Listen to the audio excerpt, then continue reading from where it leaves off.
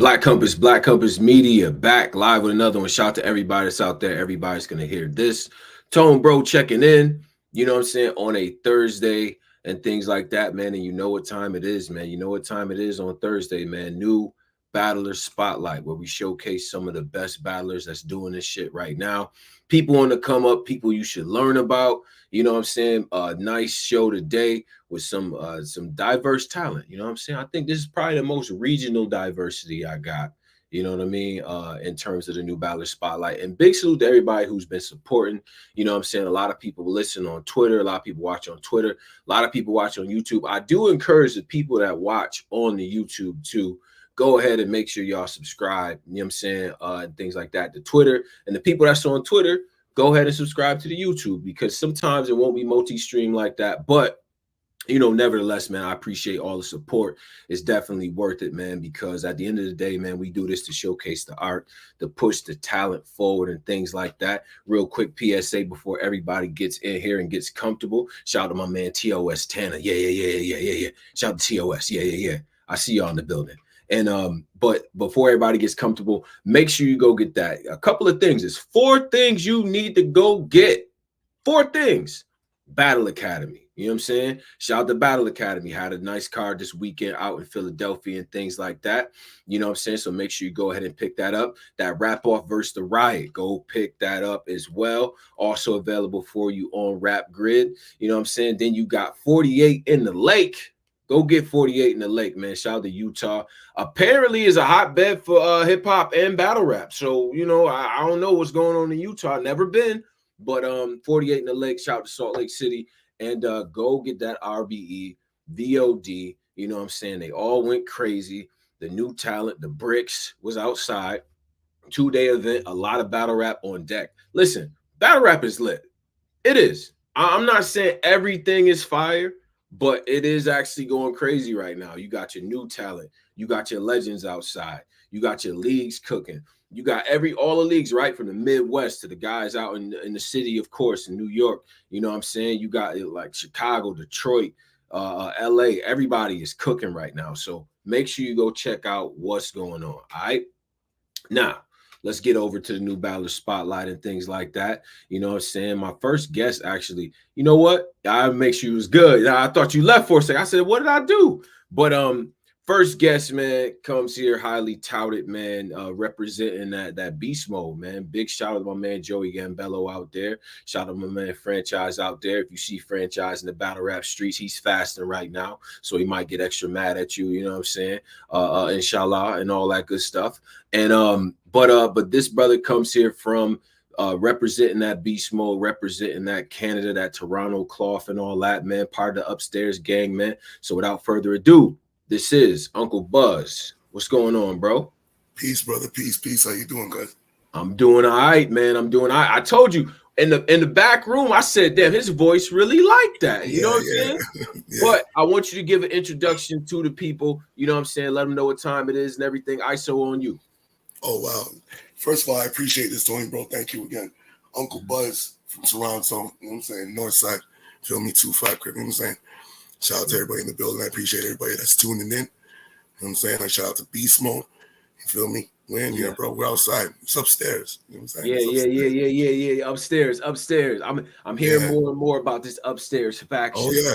You know what I'm saying? We had the homie Winters on here as well, talking his talk and stuff. And you know what I'm saying? I thought that shout was out Winners. No vowels. You feel me? Shout out no vowels. Yeah. No vowels. Frozen season. That's my brother. You feel me?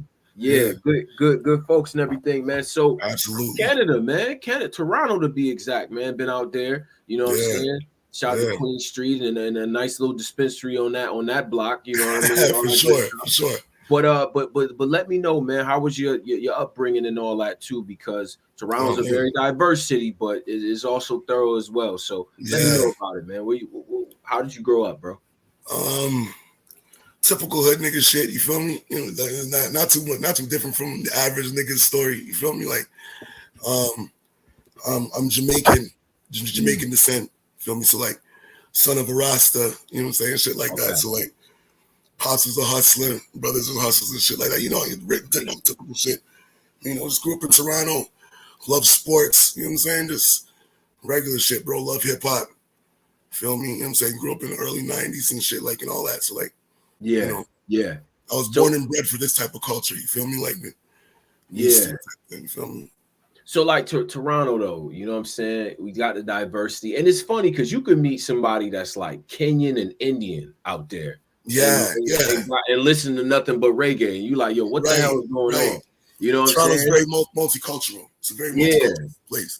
You know, and I know, like, you know, like people like Drake and Tory Lanez and stuff, Rehab and all that good stuff. But you know, I know they put it on the map as far as musically, but like just to get into that, like, so your earliest influence, was that reggae, or was you like more on the hip hop? Yeah, I mean, reggae, like, you're gonna grow up.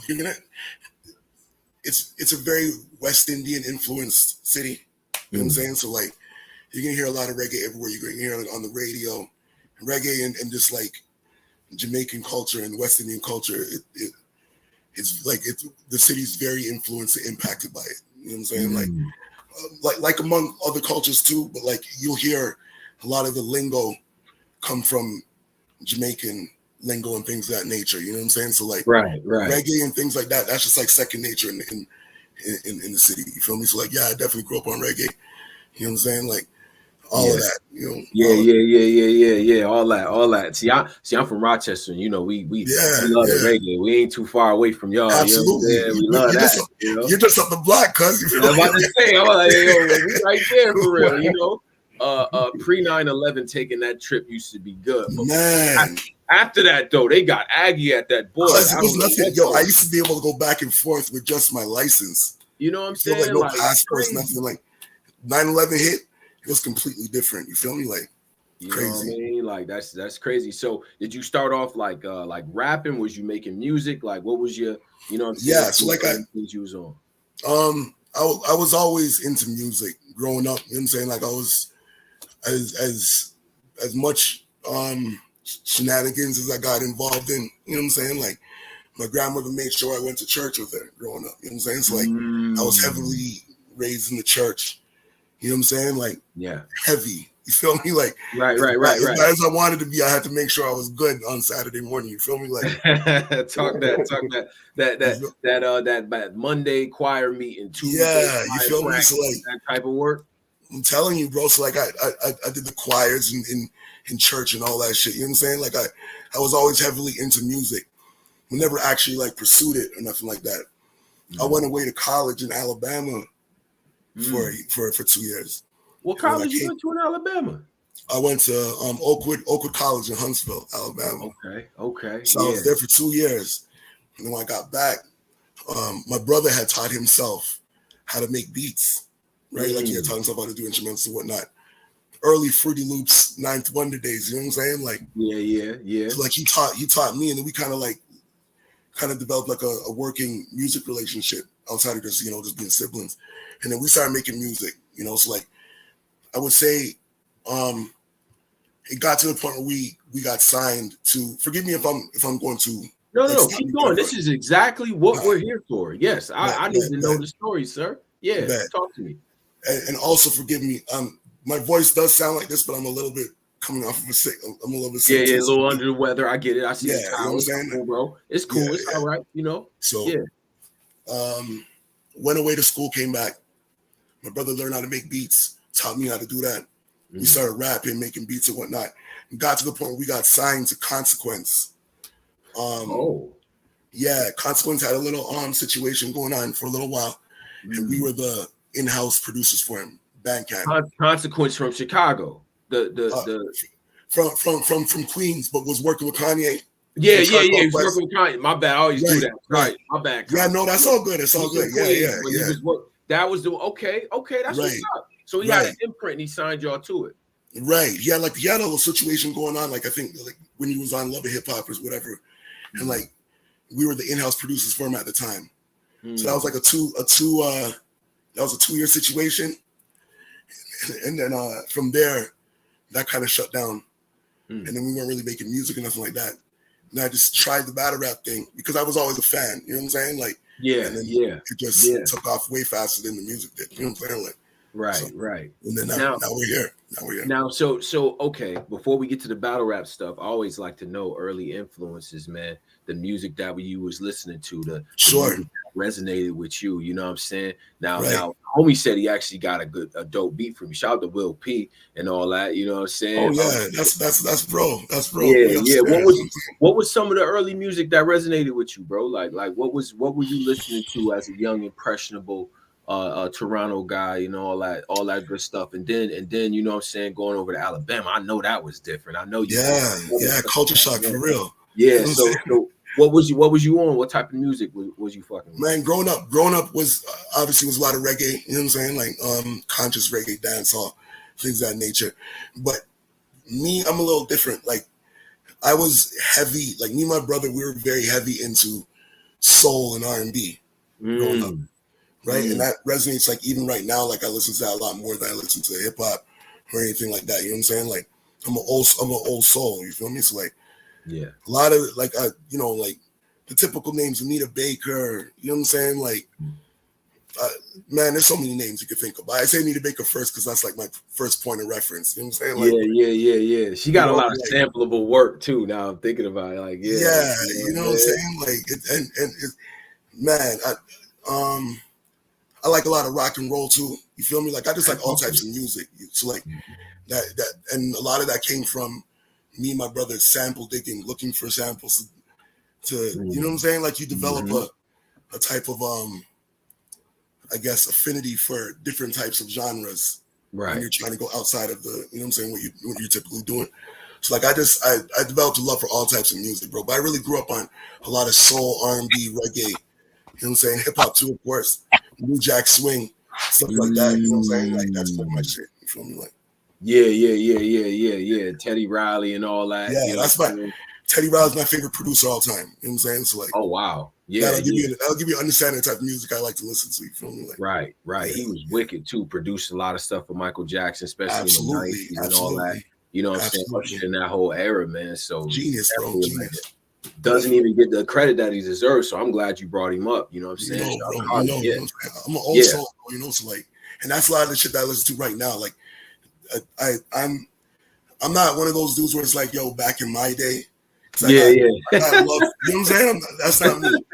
I don't really give a fuck about back in my day like that. You feel me? Like, right. I know what I like, you know what I'm saying, and what I identify with. So like that's why I rap. Like, you know, I'm good where I'm at with it, but like I like all music, all, you know what I'm saying? I respect all eras, everything. That's what I'm talking about, man. Okay. So we got the musical palette and things like that. So this battle rap thing, man, totally different, man. But see, here's the thing though. Even though, so you come from Toronto, there's a rich lineage, man, of battling, of, you know what I'm saying, King of the Dot, you know what I'm saying, Kid Chris and people like that, you know what I mean? Rest in peace, Pat Stay out in Nova Scotia, right down the street from y'all. You know what I'm saying? So what was some of the earliest stuff that you was like, you know, kind of, you know, with this battle rap thing, it's like, how did you even jump in, bro? Like, was it just I was watching Smack them and then I was like, okay, cool. Like, so how did it happen for you? Okay, so this is an interesting story actually. All right, so I've always been into battle rap. You feel me? Like there go my sister right there. Yeah. I see her. Yeah. Love you, sis. Yeah, you know what I'm saying? Like I've always watched battle rap. You feel me? Like always from the beginning, from 106 in Park and, you know what I'm saying, Scribble Jam and, you know what I'm saying, Lions Den DVDs, Smack DVDs, all of that. You know what I'm saying? Like KOTD, all of that. But I just never. What's interesting too is because this story is actually I never actually like put together. Okay, so yeah, talk to me. Let me actually do this right. Yeah. Go ahead. Yeah, we here. All right, so while we were making music, there was a point where URL had a chat screen on their main page. This is back in the day. I don't know if people remember this. I remember this. Yeah, there was like a chatango that was on the URL main page. It's like around Summer Madness 1, Summer Madness 2 era. You know what I'm saying? Like 2012, 2011, if I remember correctly. And I remember me and my brother opened our own tiny chat room online where we would have people battle online there, right?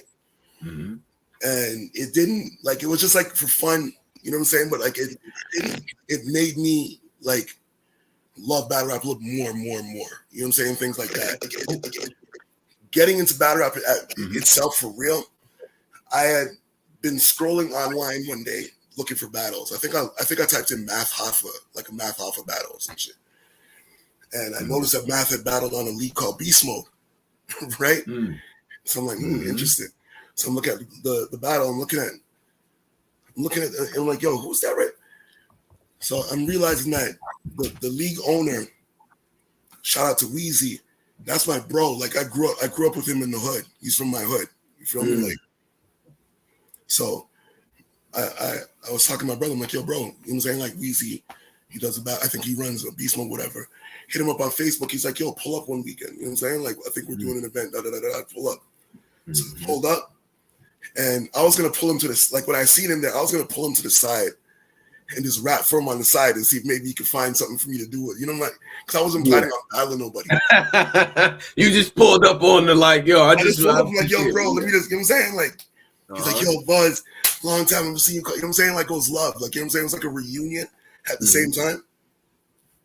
So, like, that same night, he made me battle 3 dudes. It was like a 3-way battle. Oh. So like I just jumped in immediately and I just had some bars that I could translate to battle rap. Like if I say it the right way, it'll sound like battle rap. Yeah. So I just used the first thing I had, you know what I'm saying? Like and it got good reception. You know what I'm saying? So it's like, yo, bro, like come back, bro. You know what I'm saying? Like we're gonna book you again type shit. You know what I'm saying? Like I'm like, I bet. And then from then we just kept going. It was, you know what I'm saying? It was a snowball effect type thing. Yeah. So you just said fuck it, just jumped in. Yeah, I promise you, bro. I was just scrolling. I see my homie. You know what I'm saying? Like, and I knew of Beast Mode, but I didn't make the connection that was him. You know what I'm saying? Like one day I was just looking. I was like, yo, bro, who's? And then like, you know what I'm saying? That's how that happens. That thing, you know. So like, right. You know, we tap back in now. You know what I'm saying? But yeah, that's my like Weezy. He's been my homie since like from I was a kid, you know what I'm saying, in the hood for real, like 25-cent breakfasts and niggas don't got no lunch and shit, you know what I'm saying? Like, for real, right, out the sandbox, like the for real era. Yeah. I get it. So you jump in, the bars that you had on deck that's just what you just had in the notebook. That's what you had memorized. Just, like I could do it, you know what I'm saying? Right. Was great. So was you even expecting that type of reception? Was you think bro. it would be like, what was it? You know what I'm saying? Like, because like the thing is, like, all arrogance aside, and I'm not an arrogant nigga like that at all. You feel me? Like, but I know I can rap, so it wasn't a matter of me going there and like seeing if people think I can rap. I knew I could rap, but like I didn't. Even in that, you still don't expect the reception that the reaction I got that night when I first. That was like it was humbling. You know what I'm saying? I'm like, all right, yo, maybe I could really do this for real. You know what I'm saying? Like, because like even if your bars are fire, you still got to be able to like present that. Like battle rap is a science. You feel me? Like so, it's not just a matter of having bars and you know what I'm saying. Like you got to know how to like make that translate for real. Right. So like, you know, I get that. Yeah. You know what I'm saying? We approaching almost 250 in the chat here watching live. Oh, it's lit. There we go. They pulled up for you. I ain't gonna front when I put the flyer out. You know, you was one of the people. They like, yo, Uncle Buzz, like, what's up? You know what I'm saying? So shout out to Twitter. They follow it pretty heavy. You know what I'm saying? Shout out to YouTube as well. All the comments and everything. We see all the humbling, comments. Bro. It's love. Definitely make sure y'all do that. So you jump in. You know what I'm saying? Good reception, just on a whim, just with the bars that you had on deck. That's fire. Okay. Now, how do we get to Revelation and Chili Palms and you know what I'm saying? Like I want to because So Revelation was the first battle. Yeah, my fault, my bad, bro. Yeah, you good, bro. Revelation was the first battle after, like that was my first actual battle, like book battle. You know what I'm saying? Like I was there for that like I was telling you when I first pulled up, and then that's who they booked me for after. But the Revelation battle was my first battle. Right. Yeah. And then you say like, okay, so now it's like because it's always a point where you say, yo, I could really do this. You know what I'm saying? For every battler, like, you know what I mean? Yeah. And I see you got like you went to Capital Rap battles and all that. This GZ against Dizzy Spades and all. Shout out to Spades as well. You know, shout out to Dizzy, that's my boy. You know but it's like, okay, you start to get a little bit of buzz go. You like you in the town, you know what I'm saying? Like people out there and all that good stuff. But what was the battle where you felt like, I got this? Like do this shit. I gotta be honest with you. Okay, so there's two instances. There's two answers to this, right? Okay. The first battle I'll say would be Dizzy Spades, because that was on I guess 3 instances. Like the first night when I did it, yeah, right, and then like niggas was giving me that reaction. You know what I'm saying? Like I was like, okay, cool. You know what I'm saying? Like then when I got a chance to battle on GZ in front of Organic and Wheezy, you know what I'm saying? Everybody else, you know what I'm saying? It was a bigger type of thing. And then this is the first time somebody came through from America to battle me. You know what I'm saying? It wasn't like a home league type of situation. And I think I did pretty well. And, you know what I'm saying? Like, so still, there was a lot of growing I had to do from that battle. You know what I'm saying? Like, but I think I did well enough where I was like, I impressed Organic, I think. You know what I'm saying? Like, I like to hope. You know what I'm saying? So like that instance. But then to be completely honest with you, my most recent battle with Marv. Oh my God. That was one that needed to happen in order for me to like, from a mentality and like comfortable standpoint. Comfortability. Yeah. Forgive me if I'm not saying the right. Nah, you good. Nah, comfortability. Yeah, you know what I'm saying? Like from that standpoint. When that battle happened and I got a chance to feel like take my talents outside of home, you know what I'm saying? Like that's when I kind of realized, okay, yo, we got something here. You know what I'm saying? Like we got something here. The thing is like you know, and I think this misconception I think is starting to, well, it's been corrected in my opinion, like over the last couple of years. But you know, you out in Canada, you know what I'm saying? The scene is very diverse. You know, the early battles was against guys that may not necessarily be from the cloth. You know what I'm saying? Shout out to Dizzy outside of that. But it's like, you know, having that type of that juxtaposition sometimes can be tough for people to adjust to. Like, you know what I'm saying? I'm battling these kids that's not from the same walk of life that I'm from, you know what I'm saying? But what did you learn in those experiences when it comes to battle rap? You know what I'm saying? As you have them formative years and all that. Like, what did you learn from those situations? I think there's again, battle rap's a science. So as much as like I want to embrace the from that cloth aspect, there is another world that like, so okay, so there's 2 battle rap worlds, so to speak. You know what I'm saying? Like now, yeah. And I'm trying to find the right way. No. Say it. I'm telepathically with you. Say it how it need to be said, Buzz. Don't do that. Do not do that. There's the feel, and then there's the mechanics. Okay, if that makes sense. And I think that like you can be here and be really good at the mechanics, and people will get lost on the feel of what some of the bars that you're trying, some of the things you're trying to convey. It's deeper than just it being or it's deeper than just how well you can rap it. Some shit is like, you got to feel that shit. You got to know what that nigga's talking about to feel that shit. You feel me? Like, and I think like you need to be able to understand both worlds, right? So it's like the benefit of me rapping in Toronto, the benefit of that is it's not solely based on the feel. Like I got to know the mechanics and the sense of humor part, and cater to an audience outside of what I'm accustomed to from like a familiar standpoint. You know what I'm saying? So like, I've developed, like I got the benefit of that, but I needed to take that and bring it to a space where you know the feel is there too.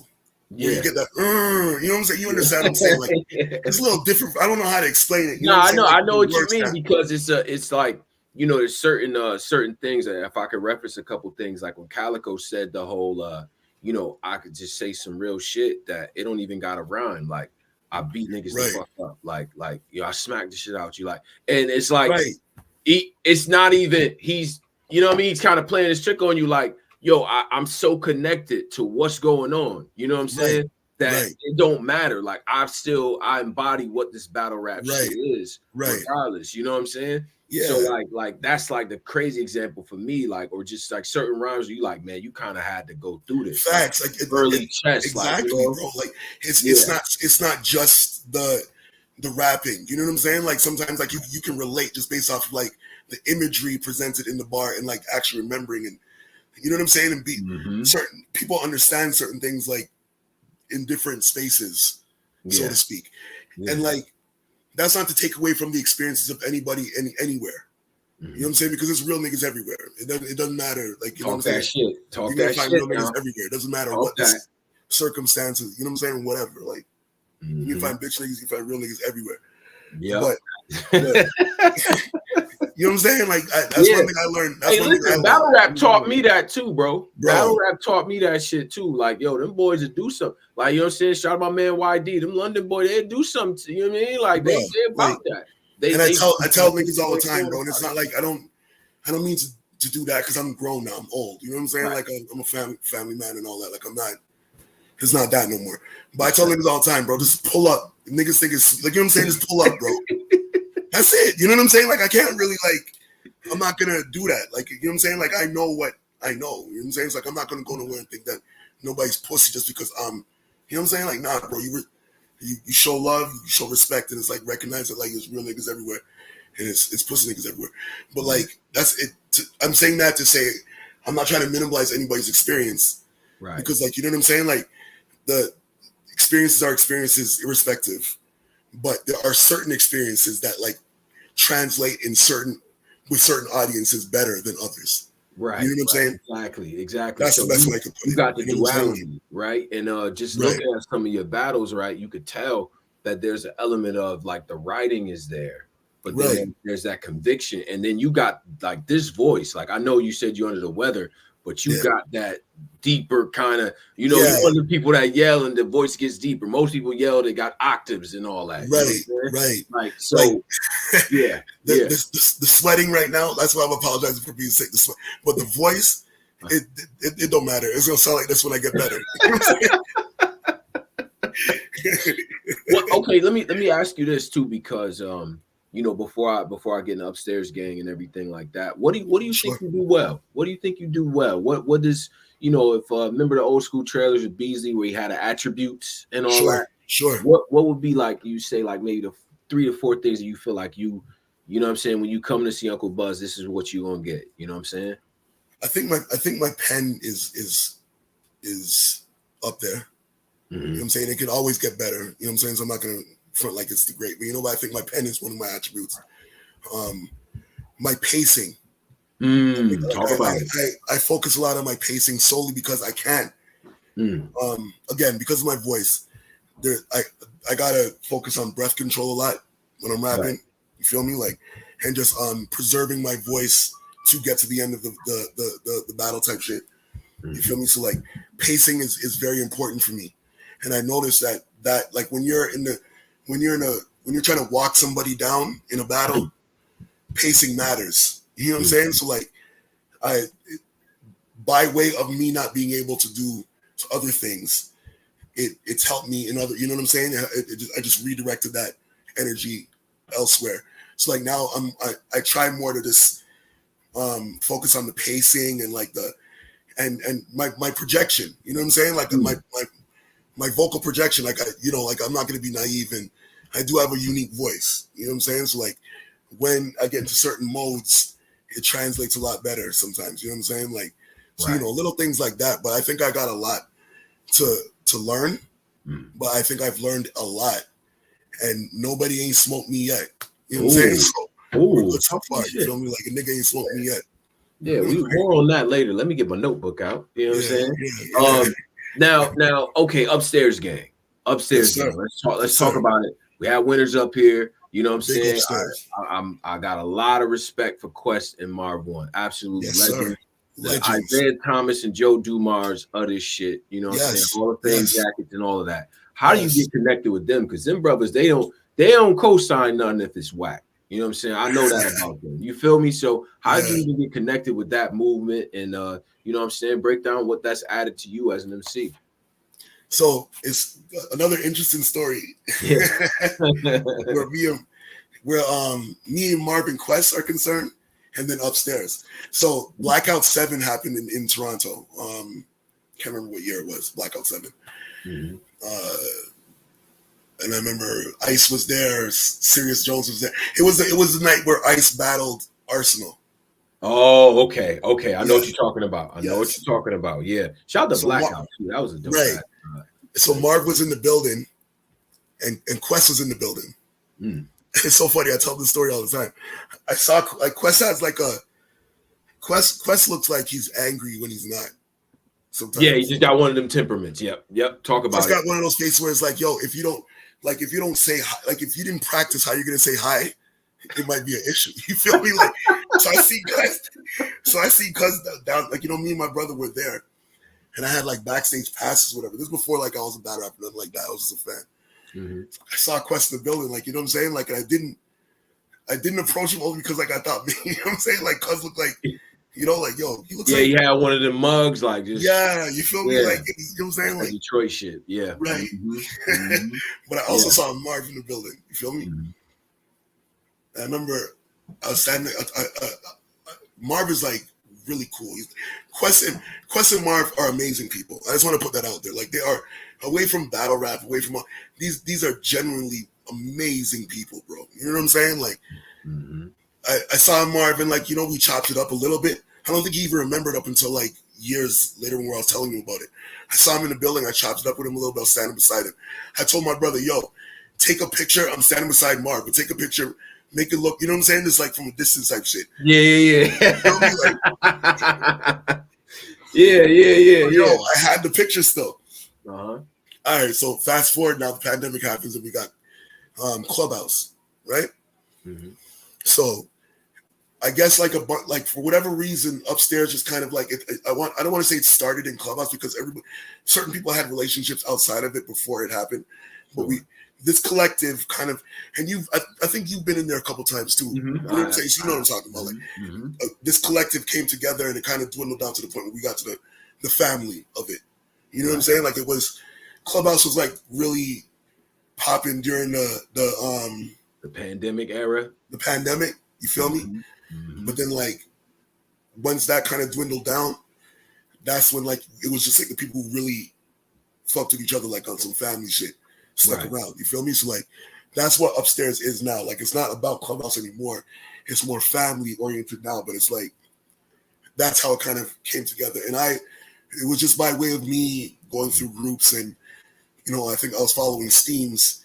Shout out to bro, you know what I'm saying? Like, I was following Steams and he was in there, you know what I'm saying? And like me and Steams were in a group together once, and then we kind of went over to, you know what I'm saying? So it's like, it kind of just formulated to the group that we got now type shit. You know what I'm saying? Like, so it's more family based than it is anything else. It's just like we're really good rappers. You know what I'm saying?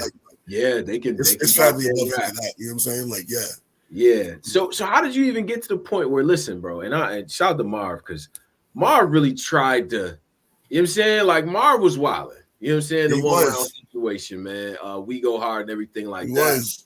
Man, Marv was out here serving the fiends popcorn chicken, my nigga. You know what I'm saying? Yo, bro. But the before even thinking he might worry me, corrective height surgery. Negro, please. I said, what? I had to rewind it. I said, no, he didn't just say that. That's crazy. You know what I'm saying? But how do you even get to the point where Marv is like, you know what? Let's go. You know what I'm saying? Throw you right in the deep end, bro. 15 feet of water. You know what I'm saying? Me and you on this one rounder. Walk me through that, bro. I had gotten no-showed a couple times prior. And I had made the trip from Toronto to New York twice, and I got no-show twice in a row. Right? Shout out Steve Haynes and Bill. I see you guys, airplanes. You know what I'm saying? Yeah. Yes, sir.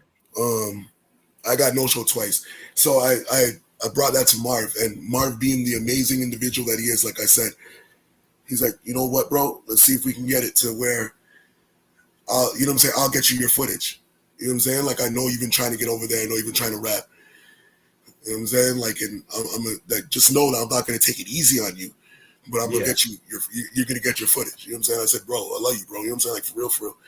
He's like, yeah, let's go, let's work. So then, you know, we went to work. You know what I'm saying? And Marv gave me that opportunity, bro. And it's as far as battle rap is concerned, it was life changing. You know what I'm saying? So like, I'll never forget it. As long as I live, I'll never forget it. You had the dual experience of number one, you battling a legend, right? Straight up, and then that's an end game battle for a lot of niggas, bro. You know what I'm saying? Like that's a fact. And you talking about at We Go Hard, which is, you know, they gonna shoot love, but you gotta come in there and rap. You know, and I hit Steams up maybe like 6 years ago, 6 years ago, and I said, bro, I just want to let you know, my goal is to get there one day.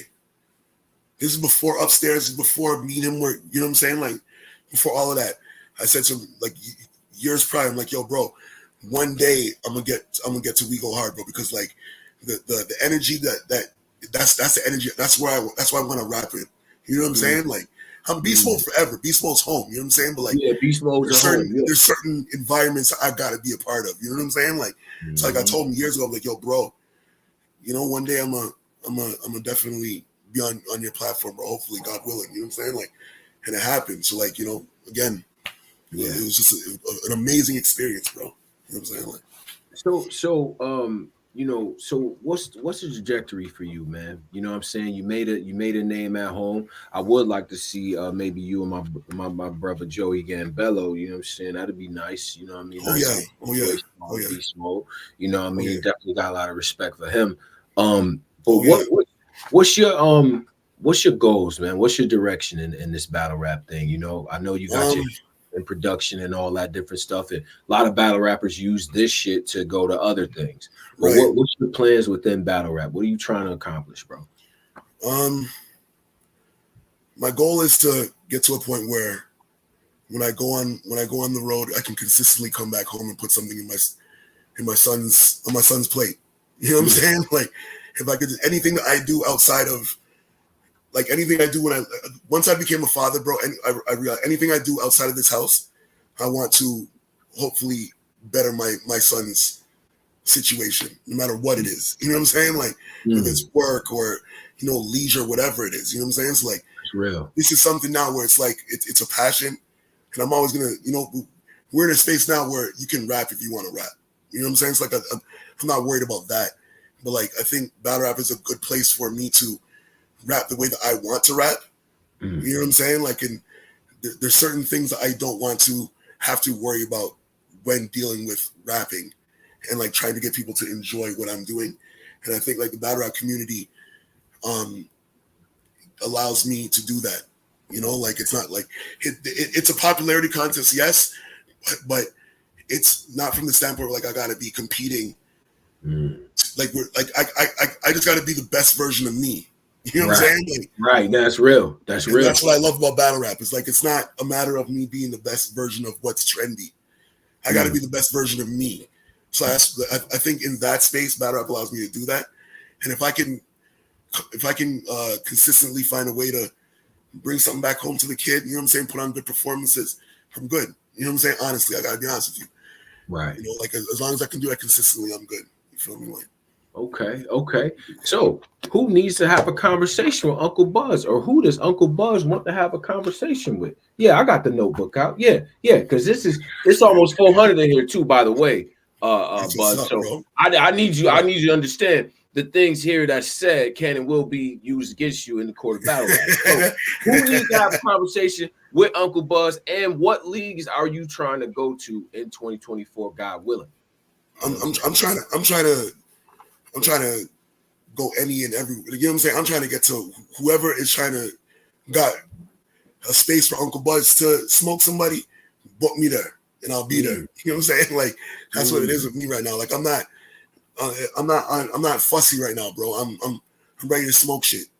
I gotta be honest with you. No matter who you got for me, I'm ready to smoke shit. Honestly, me right now I'm on a Nomad mission. I told like I'm not battling at home right now because I'm trying to get my name up outside of home. So like, you know what I'm saying? Like that's the reason why I haven't battled at home right now. But certain battles have to happen. I'm hoping, you know what I'm saying, that like me and Joey happens. I'm hoping that me and franchise happens at some point. You see Marv. You see what Marv did. Yeah. Marv did. Franchise. Yeah. Let's get to that. See that. You know what I'm saying? Let's get to that. Let's get to that. I know the city wants to see it too. You know what I'm saying? So it has to happen. You feel me? Like I just been on like a little bit of a nomad mission, trying to go out and get my name up, my respect, outside of just being at home and them sending people to me. You know what I'm saying? Like I'm trying to go out there and develop a name out there and actually touch the soil for real. You feel me? So that's why I've been doing that. But yeah, me and franchise has to happen. Me and a lot of people at home have to happen still. You feel me? Like, but yeah, bro, I'm not fussy. I'll smoke anything. I don't really give a shit. Okay. He's getting smoked out here, Tony, bro. You know what I'm saying? You said you and franchise, the city want to see that. That resonates with me a little bit differently. Why does the city want to see you and franchise? Why? It's us. You know what I'm saying? Who the fuck else is it gonna be? You know what I'm saying? Like niggas know what it is, bro. Like, you know what I'm saying? Like, shout out to franchise. Like, this is his shit. I never disrespect Fran. This is his shit. Right. He built a name for himself in this city where Toronto is his shit, bro. You know what I'm saying? Like, but I believe I'm the best in the city. You know what I'm saying? Like, so it's like at some point that's gonna have to get presented to the public for them to have their opinion. You know what I'm saying? Like, and either way, that's my bro. Franchise is my nigga. You know what I'm saying? Like for real. Outside of this shit, like that's my nigga, bro. Like, you know what I'm saying? Like, but politics aside and all the goofy shit, like that's my nigga. You know what I'm saying? Like, so like it has to happen. You know what I'm saying? And it will happen. You know what I'm saying? I like that. And I look forward to it. Any thought on the I know a lot of people go to the you got RB cooking up with the bricks and everything, you got URL with the crucibles and all that good stuff, man. So any thought on that? You know what I'm saying? Are you looking to be a part of any of those systems or anything? You know what I mean? Like, yeah, bro, definitely. And again, bro, like anywhere I can just get I can get a new audience to see what I'm doing. Like, you know what I'm saying? I'm just trying to get.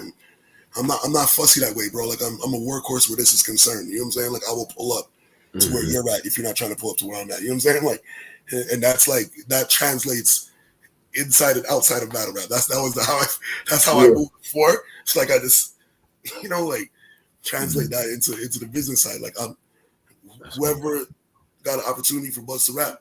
You know what I'm saying? We make the numbers right. Boom, I'm there, bro. You know what I'm saying? Like, okay. I like it, man. I like the outlook and stuff. You got the mix of humility, but hanging out with Marv and Quest and Winners. I see Winners in the chat too. That's a cock. Yeah, no, Winners. Listen, but you can't be a friend of Winters and not eventually start feeling yourself a little bit. You feel me? Like, you feel me? Like I learn from my bros every day, bro. You feel me? Like niggas tell me every day, cut the humble shit. Niggas can't fuck with you. You know what I'm saying? Like, and I know that, but like at the same time too, it's like I'm more appreciative of my time here. I'm appreciative of life. I'm appreciative of opportunity more so than I am trying to express to you how nice I am. Because I know I'm nice. You know what I'm saying? Like I know I am. So like, It's just a matter of you seeing that. And so far, that I haven't gotten booed. I haven't gotten that nigga's chat. None of that. So like, God willing, let's just keep the party going. You know what I'm saying? Like, yeah, no, that's what I'm talking about, bro. You know what I'm saying? Like, we gotta see that 400 in the live now. You know what I'm saying? Salute to everybody that's on the Twitter and everything, following what's going on. Are you gonna still be making music and production and things like that? I gotta follow. Yeah, absolutely. Me and my bro, we're still producing all the time. We got a band. We got a band camp. Where we put up a lot of beat tapes. You know what I'm saying? Like, we got like a series of beat tapes on Bandcamp right now. That's what we've been doing recently. But prior to, while the pandemic was going on, I was doing a lot of recording. So I dropped like a bunch of songs during and around the pandemic time. But I kind of took a backseat to that because my son was born, and I just been focusing on the father shit. You know what I'm saying? Like, so, but I do want to get back to making music as soon as I can. You know what I'm saying? I just got to get the creative juices flowing. You know what I'm saying? Like, yeah, you gotta be careful. Oh, y'all do pause up there in Canada too, man. No Diddy, bro. Man, come on, man. See what they done did. Now the whole world is pausing stuff. Look at that. And y'all supposed to have manners, be respectable and all this. Y'all pausing stuff. Okay. Cause listen, I love that. You know what I'm saying? Like, I love when niggas think that about Toronto niggas. That's the first way to get robbed out here, my niggas. Stop thinking we're polite because we're not. You know what I'm saying? Like, it's not that, bro. I be telling niggas all the time, like, I don't know. I guess. You know what I'm saying? Like, yeah, if this is what it means to be polite, then cool. It's like, you'll get robbed out here, my nigga. Just pretend like it's not polite out here. You know what I'm saying? And I see what y'all doing as far as the NBA. You know, the Canadians, the black Canadians trying to take over the league and all type of shit. Yeah, I see y'all. I said it. I had a battle with Grid. Shout out my boy Grid. He's from Beast Mode also. And during our face off, I mentioned it. I said, "Yo, one of my major goals too," and forgive me, this is one of my goals also. Okay. I want to see more black faces in Canadian battle rap, bro. If I can inspire that by the time I'm gone, then I'm good. But like, this is not like I want Canadian battle rap to represent what I grew up in. Like, that's the thing. Like, people, it's so difficult trying to make people understand that you got Bloods and Crips out here. You know what I'm saying? Like, you got gang life out here for real. You got, like, it's real out here. You know what I'm saying? Like, I am a Crip. I've been a Crip. You know what I'm saying? Like, so it's like, these are things that I grew up with. And it's like, it doesn't translate in battle rap in Canada because, like, there's a certain part of the experience that's not reflected enough. You feel me? Like, the West Indian aspect. You know what I'm saying? Like, the black experience, the hood aspect. You know what I'm saying? Like, racism we deal with out here. You know what I'm saying? Social class issues that we deal with out here. You know what I'm saying? Like, it's real. You know what I'm saying? We deal with it too. And because it's so multicultural out here, it's reflected differently. It doesn't translate the same way it does other places. Right. So it's like a lot of those things can be translated in the rap too, the way it is other places, but it's not. You know what I'm saying? And that's what I want to, like, try and inspire also. That's why I say shout out franchise. You know what I'm saying? Like, because, like, among everything, this is his city. You know what I'm saying? Like, where battle rap is concerned. You know what I'm saying? Like, so, like, again, you know, like, that's all I want to do. I just want to, like, make it to the point where it's like, it's more niggas that look like me in battle rap in Toronto. I like that. You know what I'm saying? Like that, yeah. Because I'm telling you, when I went there, man, incredibly diverse city, a lot of real ones out there. You know what I'm saying? Some good ass Caribbean food. Good food, beautiful women. You know what I'm saying? You know what I'm saying? Caravana era. Yeah. You know, bro. Yeah, you know what's going on. You know what I'm saying? Yo, if you're here for Caravana, now that we are friends, cuz, you know what I'm saying? Like, I'm about to say. But see, listen, I got the new baby. You know what I'm saying? I only get, you know what I'm saying, once a quarter. I know. I be knowing, bro. But you know, I might have to. You know what I mean? But anyway, bro, I appreciate this, man. I appreciate you giving me your story and everything, man. The battles is dope. What I want you to do, though, before I get on to the next guy and everything, I want you to give the people 3 battles they need to go check out right now. And I also want you to give them the salutations, how they can follow you, all of that good shit, man. All right, I throw on you. Okay, so 3 battles. I would recommend definitely my most recent with Marv 1. Shout out to bro. You know what I'm saying? Upstairs. I would say my Grid battle was a good one also. You know what I'm saying? And I guess Dre Dennis is a good one too. You know what I'm saying? Like, they're all pretty good, you know, but those last 3 I guess are the best ones because, like, you can see the progression, you know what I'm saying? Like, and you can see me getting better and learning whatever along the way. So those are probably, like, the best showings, I would say. Human is another good one too. Shout out to Human, you know what I'm saying? Like, hook host. But thank you again, Tony, bro, for this opportunity. I think this is dope, bro. I've been following you since the beginning, you know what I'm saying? Like, I promise you. So I've been a fan for years, cuz. And another thing too, I'm trying to also at some point transition into the media aspect of battle rap also. Good. And you've set a standard for people who are trying to do that in this culture for a while, bro. So I have to give you your flowers. You know what I'm saying? You have done an amazing job where that's concerned, and you've given me a blueprint. You know what I'm saying? So, like, I wanna definitely give you your flowers. That's concerned. Salute to you, bro. You know what I'm saying? Like, appreciate that, bro. Appreciate that big time. Yeah. You can catch me Judah's Pops on Instagram. Shout out to Judah. I'm about to go put him to bed in a little while.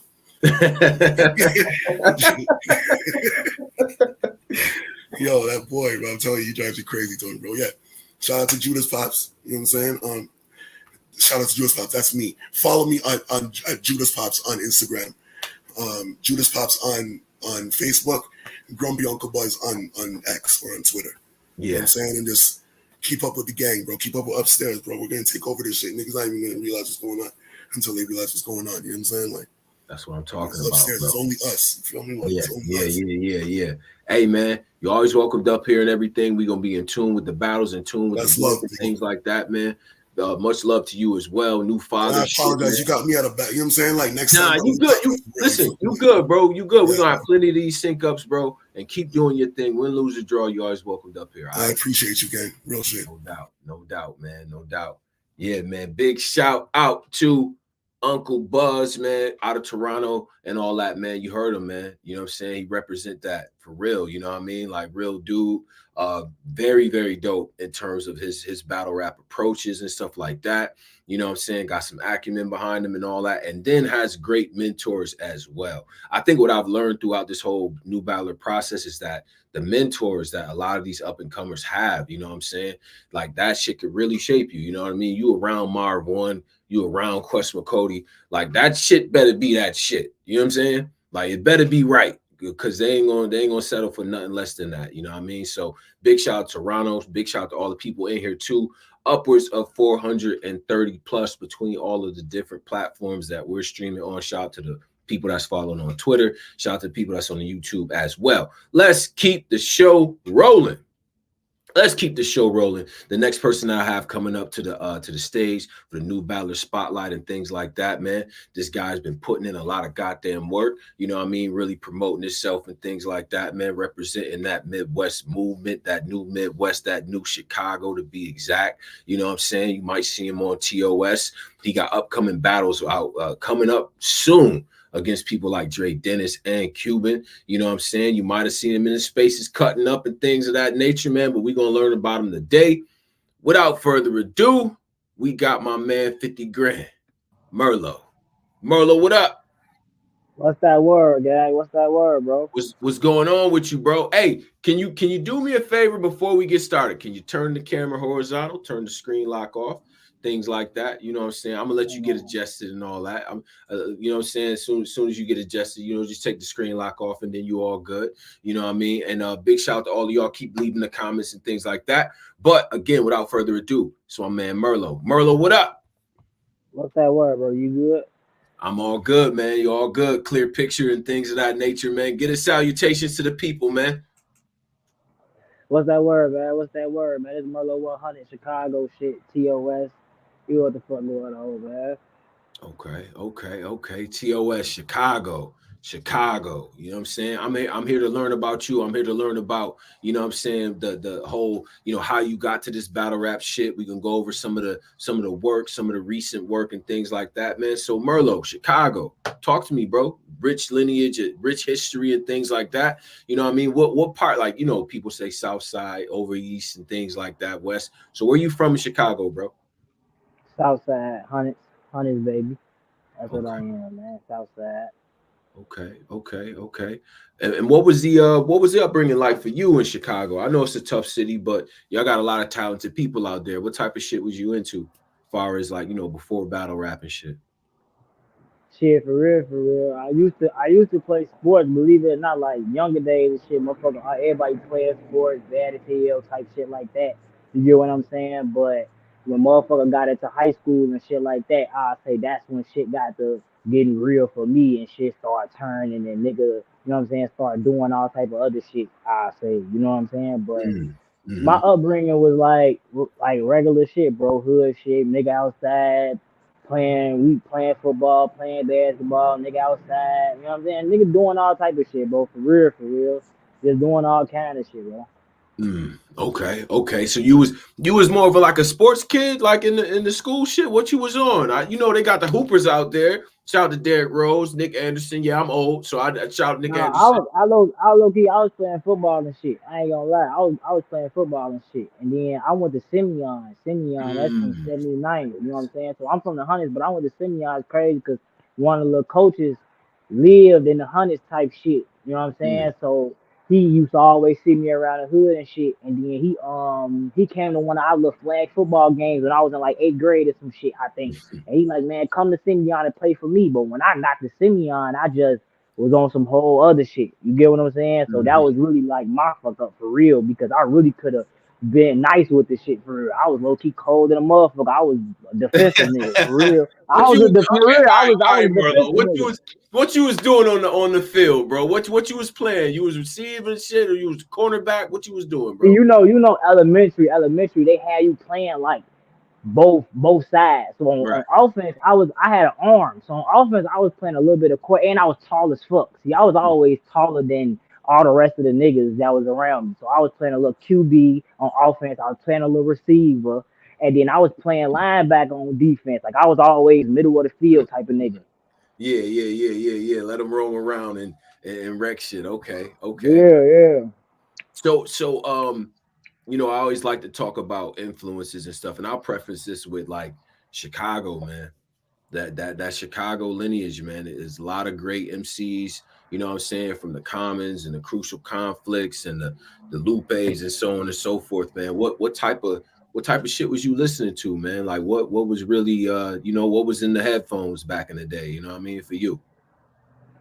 Yeah, they like I'm young, bro. I'm 21, Yeah, so talk to me. I This is what I need. like This is what I like need. Talk to me. Yeah. so you gotta realize, like, I don't know if you know what necessarily is like the drill wave, but Oh when yeah. cause Yeah. I'm 21, right? So when I start really like listening to music, I'm locked in on headphones and shit. The drill wave was real heavy for me. Like that's when nigga Lil Durk was coming out with Bang Bros and all this shit, nigga. I'm listening to G Herbo. We listening to Chief Mhm. Keef heavy. You know what I'm saying? These are niggas that I was listening to when I was really like coming up. Them the only niggas that I really knew. I'm gonna be honest. I just started as of like recent years, started branching out, listening to okay Philly niggas, Memphis. Like Memphis is one of my like other cities where it's like I fuck with a lot of different artists from Memphis. There's a lot of Mhm. artists in Memphis that I fuck with. So you know what I'm saying? Like I just recently started doing that type of shit though, like branching out and listening to other cities and shit. I was always a enclosed like Young Pappy, all that type of shit. You know what I'm saying? Yeah. Rest in peace, Dolph, too. I love Memphis, man. All the way from Dolph to 3 6 to Gotti and all them, man. But Chicago, that drill era, bro. I ain't gonna front. So I'm older than you. When the drill shit came out, now it's rare times where I'm like, wait a minute, them niggas is crazy. You know what I'm saying? Chief Keef them and Lil Reese and all them. I just felt like it was this new energy. You know what I'm saying? It took over. You know what I'm saying? In terms of like, you got like this just rowdy young energy of just people that don't give a fuck. Straight up. You Yeah, know what I'm that's a saying? fact. And it That's was a fact. That's reflected a in the fact. music. So how did that music affect you? Did you feel like, it kind of added to the other shit that was going on outside? Or like how did you feel like that affected you as far as your upbringing and even like your outlook on hip hop itself? You know what I'm saying? For sure, for sure. Because I mean, like I won't even say like certain niggas be in certain of these artists necessary circles. But like when I went to Simeon, right? Like Simeon's like 79th. So Mhm. Simeon was kind of a school that like I was getting on the bus to go to school too. So I'm going to school and I'm going back to the hundreds. You know what I'm saying? I'm going back to the Mm, hundreds type shit. So mm. it's a lot of like I'm getting on a bus with niggas that's also going back to the hundreds type shit. So Right. that's when I realized like okay, and then it was motherfuckers all off 35th, all off like by the White Sox stadium. It was motherfuckers all from everywhere going to Simeon. So that's when I realized, okay, Simeon was one of them schools where everybody could go to that motherfucker type shit. You get what I'm saying? Right. So Right. like it was different. It was different hoods from everywhere. It was different niggas from everywhere type shit. And then like I remember my type of school was over it was oversized. Like they had told us like my freshman year, they was like, man, it's too many people in this motherfucker. Like we was running out of like dead ass, bro. We was running out of desks and all type like the classroom, like our classrooms was packed with about like 40 people, bro, 45 people. Now imagine to certain people that might be regular or something, but in a regular school type shit in Chicago, motherfucker gonna have about 28, 29, 30, about you know what I'm saying, 35 at the most type shit. It was about 45 of us up in that motherfucker. man. no dad. I'm talking about. I think we had like my freshman year. It was no heat up in the. I mean, no air up in the motherfucking school during like you know what I'm saying. Yeah, It was crazy, and it's so many different. Like I said, so many different hoods and so many different motherfuckers coming from different places. And then around the time I went to high school, the structure of gang banging, I guess, how niggas break it down from back in the day. Like it was a mm, lot of insane shit going on. Like niggas, like it'd be GDs beefing with GDs. You know what I'm saying? Like it wasn't no oh because you were GD. We you know what I'm saying? It wasn't like that. So you know what I'm saying? It was crazy, bro. yeah, yeah. And you right there at the height of it. And to me, as an outsider looking in, it's like, well, this is their soundtrack to this shit. You know what I'm saying? Like this is what they, you know what I mean? And it's so close to what the life is like that I'm like, damn, I know it's affecting that younger era. Now you 21, so it's like, you lived through all that. You know what I'm saying? Yeah, that's a fact. That's a fact. And for me, that really explains a lot of the modern aesthetic of the Chicago rapper or the battle rapper, the MC, the type of shit y'all on, the shit that y'all talk about, the element that y'all bring to this game and everything. So let's foray into battle rap itself, right? Because I know your influences and how you know what I'm saying, how you came up and everything, but battle rap, you know, rich history, YK, Big T, things like that. But what was some of the shit that resonated with you when it came to this battle rap thing, bro? It's crazy because shit, I'm on a car with this nigga. I'm on a car with this nigga coming up, shit, but Arsenal. I swear, to, like my first time watching some battle rap shit, I think it was like one of my first few years having a Facebook for real type shit. I was like 15, 16, because I was never really a social media nigga. I was Mm, on Facebook, and I don't know if they was called reels back then, but I was just scrolling on Facebook, and I was watching some. I wasn't even watching no battle rap shit. I think I was watching some regular little music shit. And then Arsenal versus Shoddy Horror popped up. And he mm. was saying the little snub nose, I hit you from Tokyo or some shit like that, or some shit on my mama. He was saying some shit Yeah, like that. So like that was my first time ever seeing some battle rap shit. I swear to God. And I'm like, damn, I think I could do it. And then I ain't even say I could do it back then, but I started watching it. That's when I first started watching battle rap. And then right. after I started watching battle rap and shit like that, I'm like, oh yeah, I think I could do this shit. As I start getting older and I start really progressing with this shit, I'm like, oh, I feel like I can really do this shit for real, for real. You get what I'm saying? So Yeah. I ain't gonna lie to the shit. That's how I really started getting into it shit for real. Was you rapping any before that? Like, was you making music or what type of shit was you on? It's crazy because I got hella songs, but I never dropped a song. I got hella songs like from when I was younger, from as of recently. I never dropped a song though. Like that's what's so Why crazy. not? What's up?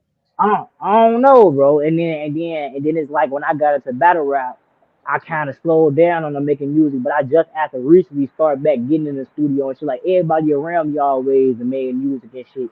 So when I started doing the battle rap shit, it's crazy because before I ever did a battle, I think I wrote like a round and I was telling all my niggas and shit, like everybody in the hood, like, oh, I'm a battle rap. Niggas like, you gonna battle rap. So I started saying that shit and niggas like, oh shit, that shit crazy. That shit different. Like nobody around me. Like I ain't gonna lie, at that point, I ain't even like I hadn't even heard of Big T yet or Young Cannon. I hadn't Mm, heard of them niggas yet. I had just said a battle rap because I had been watching it just on my Facebook. And then mm. I didn't even know what a smack was like. I wasn't accustomed to everything yet. You get what I'm Yeah, saying? yeah, So sure. I had been watching this shit without really paying attention to who was who and what was what, basically. You get Right. what I'm saying? So Yeah. I had made a rap and all my niggas was like, that shit different because nobody had ever heard of battle rap. So as I started learning this shit, I'm like, oh, battle rap actually is a thing in Chicago, and it really is niggas that do it. But all my niggas was like, bro, I ain't never heard no shit like this. I ain't never seen no shit like this. No, none of that. So Yeah. that's how I really like, you know what I'm saying? So it's like you kind of started off and then you're like, wait, hold on. It was a whole like you had to learn that shit later on. It wasn't Hmm. it wasn't like that for you. So I always ask people too, like that come from that type of background. How was it with the homies and all that when they see you rapping this aggressive shit? Because in a lot of places, like they like, yo, hold on. He said he gonna shoot who? What the fuck? What you Hmm. on? Who? Like, you know what I'm saying? Like, what was the initial reactions when they heard you and the type of lyrics that you was coming with and shit? You know what I'm saying? Nah, it's crazy because they always try to give me like motivation and shit. Like nigga try to like they run like we outside, we get high and shit. We just outside. I come with my like my real shit, nigga. Just come up like trying to like freestyle or some shit. You get what I'm saying? Just you know what Yeah. I'm saying? Keep like it was some fun that motherfuckers was doing type shit like that. And then when niggas really seen me actually start battle rapping and taking off, like niggas they still hit me up to this day. Like motherfuckers like randomly motherfuckers hit me up like well, I remember we was doing this shit in the classroom, like because for real, we used to like we used to fake do this shit back in high school, low key. Me and a couple of my niggas, we used to. It was. I think it was like my last period class. We never had a teacher. It was always a sub or something up in there. We used to just be up in that bitch shooting dice, battle rapping, doing all kind of shit on my mama. So it like niggas be like, bro, it's crazy that you really took that shit serious. How we was doing that, like playing with that shit. How you really took that shit serious. Like you get what I'm saying? Yeah. No, I hear you, bro. 500 plus in here too, 530 things like that, man. So it's a lot of people watching, bro. The initial steps into getting involved and shout to TOS. I gotta shout them out first. See my man Vega in here too, but I gotta shout out TOS. You know what I'm saying? And I gotta shout out that new Chicago and all that. How did you get involved with that? Like, what made you? You know, say obviously you want to battle at the crib, but the TOS movement. Walk me through that, and you know how you got kind of integrated with them early on. I ain't even gonna fake it. I ain't even gonna fake it. Shout out my nigga Solid for Lucci, bro. Who also battling shotgun Suge on manslaughter, you know what I'm saying? Shout out my Yes, nigga sir. Solid 4, bro. Good Because the dude. nigga I ain't gonna fake it, bro. He threw an event. He threw an event. Motherfucker, everybody popped out. It was a crazy ass event. His Mm, first event ever, you know what I'm saying? That motherfucker was crazy. Um, truthful and bad news on that motherfucker. I think that was the headline. Like it was a crazy event. Bro, I mm, swear to God, the next event, bro, he hit me up like, man, I just want to show everybody love in the city. Woo woo. I see you been putting in work. Shit, this a battle that like this a matchup I want to see, like see you up against type shit. I got Dot for you. And not only did he come with me with Dot, he came with me with the most paper that I had touched in battle rap. Like, mm. and I'm not I done made more after that. I'm saying up until that point, Yeah. that was the most I had made. You know what I'm saying? Like, not only did he come, like, you know, like some of these niggas, not only some of these niggas be out here paying for battles, but some of these niggas be out here, oh yeah, I got you a look, so come do this battle for free. Man, Mm, folk gave me the battle and gave me some paper. Swear to God. mm, You mm. know what I'm saying? So Okay. that, you know what I'm saying? Then ever since then, shit, we just been rocking out, rocking out, rocking out. I'm talking about the event shit. If I'm not on it, I'm there front and center shit. And if I am on that motherfucker, I'm rocking the building. You know what I'm Yeah. saying? Shit. Yeah. TOS seem to have a different type of energy too, as far as the city. Hmm. That to me, that's new Chicago. You know what I mean? That represents that Yeah. area that you grew up in and stuff. You know what I mean? And y'all seem to have kind of a like at least with you. When I hear you rap and I hear you talk, it's like you got a chip on your shoulder. You know what I'm saying? Like you got something to like it's something to prove. You know, I want to hear That's about what's your up. motivation for this shit. And when you step in that ring, what impression are you trying to leave with motherfuckers like when they hear you rap? I ain't gonna lie, bro. Like, I always go into battles like, you know, niggas be talking shit. So not only do me talking shit, it's like I gotta show up and Mm, be on point. You get what I'm saying? But mhm. it's like also it's like when I get to these events, especially as of recently, bro, I ain't even gonna lie. The expectations, like niggas come up to me like, "You ready? You ready? You ready?" You know what I'm saying? You ready to put on? You know what I'm saying? So it get me like, man, I need to do this. You know what I'm saying? It's niggas. Some, you know what I'm saying? You know, sometimes niggas betting bread on you, niggas be betting money on you, all Mm, type of shit. You know what I'm saying? And then sometimes depending on how much shit you've been talking and depending on the battle, like the magnitude of the battle type situation, mm. it's important for you to walk away with that W, especially if you at the crib. You know what I'm saying? So Right. it's just like, and then the crib, I consider the crib not only Chicago but the Midwest. It's like, like Mm. if it's That talk. Midwest on Midwest, if it's Midwest on Midwest, you know what I'm saying? It get a little, you know what I'm saying? That's a little different. But I feel like especially if it's an outsider, you know what I'm saying? And they Right. come, you know what I'm saying? Like the G Will battle type shit. Like the G Will battle, that was like that's Chirac versus LA. You know what I'm saying? Yeah. Yeah. Yeah. Right. That's bragging rights. You get what I'm saying? That's Yeah. bragging rights. Yeah. Like Shout out to like G you get what Will I'm too. That's saying? my nigga. Yeah. Yeah. You know what I'm saying? Like that's bragging rights. You get what I'm saying? So I felt like I can't let G Will come down here and you know what I'm saying? Then I'm doing my little homework. They trying to say he was like the young nigga from not the only young nigga, but he was one of the young niggas from the West Coast that was coming up and doing this thing and shit too. So I'm looking at it like, okay, I'm the Midwest nigga. So you know what I'm saying? We was literally like the only two young niggas on the car when I think about it. We was like the young niggas on the car for real, for real. So it was like I had to get him out of here. You know what I'm saying? Shout out G Will though. Yeah, yeah. You feel because I've been around you, I've interacted and things like that. It's like there's a level of like aggressiveness I feel like that people associate with Chicago. You know what I'm saying? And especially, shout out my brother Cola and things like that. And I know y'all thorough out there, but it's like, yo, we could rap too. You know what I'm saying? Do you still feel like the Midwest got something to prove? Do you feel like there's pressure on the newer era of Chicago, yourself, K Venom, you know what I'm saying, Juice, like y'all feel a certain like level of pressure to kind of carry that lineage on that the big T's and the YKs kind of put together, or y'all trying to do y'all own shit and make y'all own path in this shit? I'm really trying to make my own path in this shit, gang. I ain't gonna fake it. Like I personally look at this shit like it's just my time for real, to just really just take off and just do my own thing for real. Like I feel like they laid the path for the like how niggas was doing that shit back then type shit. You know what I'm saying? Like I feel Mm, like I represent the newer I feel like all of us do though. Like Mozzie, you know what I'm saying? yeah, Uzi, like all the like TOS. Like I feel like we niggas is representing that newer wave type shit. That newer talk. You know what I'm saying? But like you said though, shout out them though. I feel like they, you know what I'm saying, niggas know Chicago battle rap originally because of them. But I feel like we bringing that shit back. You know what I'm saying? That newer energy and shit like that too. You yeah, know what I'm yeah. saying? Y'all got more of that. It's that drill influence, that energy. And shout out to Mozzie too, because I just seen him live kick some ass. You know what I'm saying? He was doing his thing and No, that's a everything. fact. And I wanted to ask you too, like, and this is a good segue. You know what I mean? Shout out my man Vague, you know what I mean? April 6th, aggravated assault and things of that nature. You know what I'm saying? You versus Henny number 3, you taking the show on the road. You know what I mean? It's like Man, we thought so, man. We thought so. We thought so. Henny duck, bro. Henny duck, bro. what happened? What?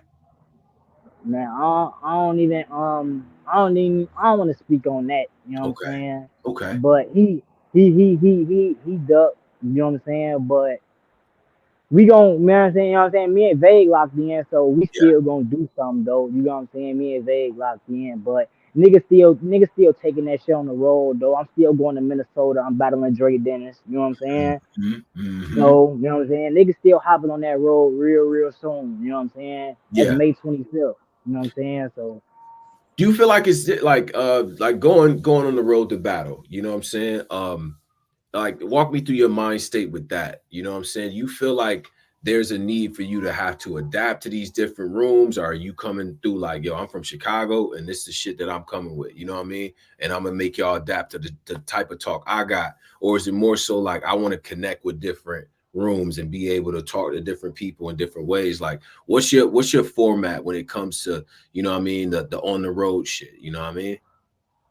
Man, to be honest, bro, I'm because I started off on the road, bro. I started off in St. Louis, bro. So that's Mm, what a lot of niggas don't know. I started off in St. Louis, like, and shout out St. Louis, but like it was so many times. It was a few times, nigga. I took the train to battles and all kind of shit. I'm 17. I'm 17, 18. I'm taking the train to battles, going right down there battling they top niggas, B Mac, all them niggas, bro. mm, Remy D.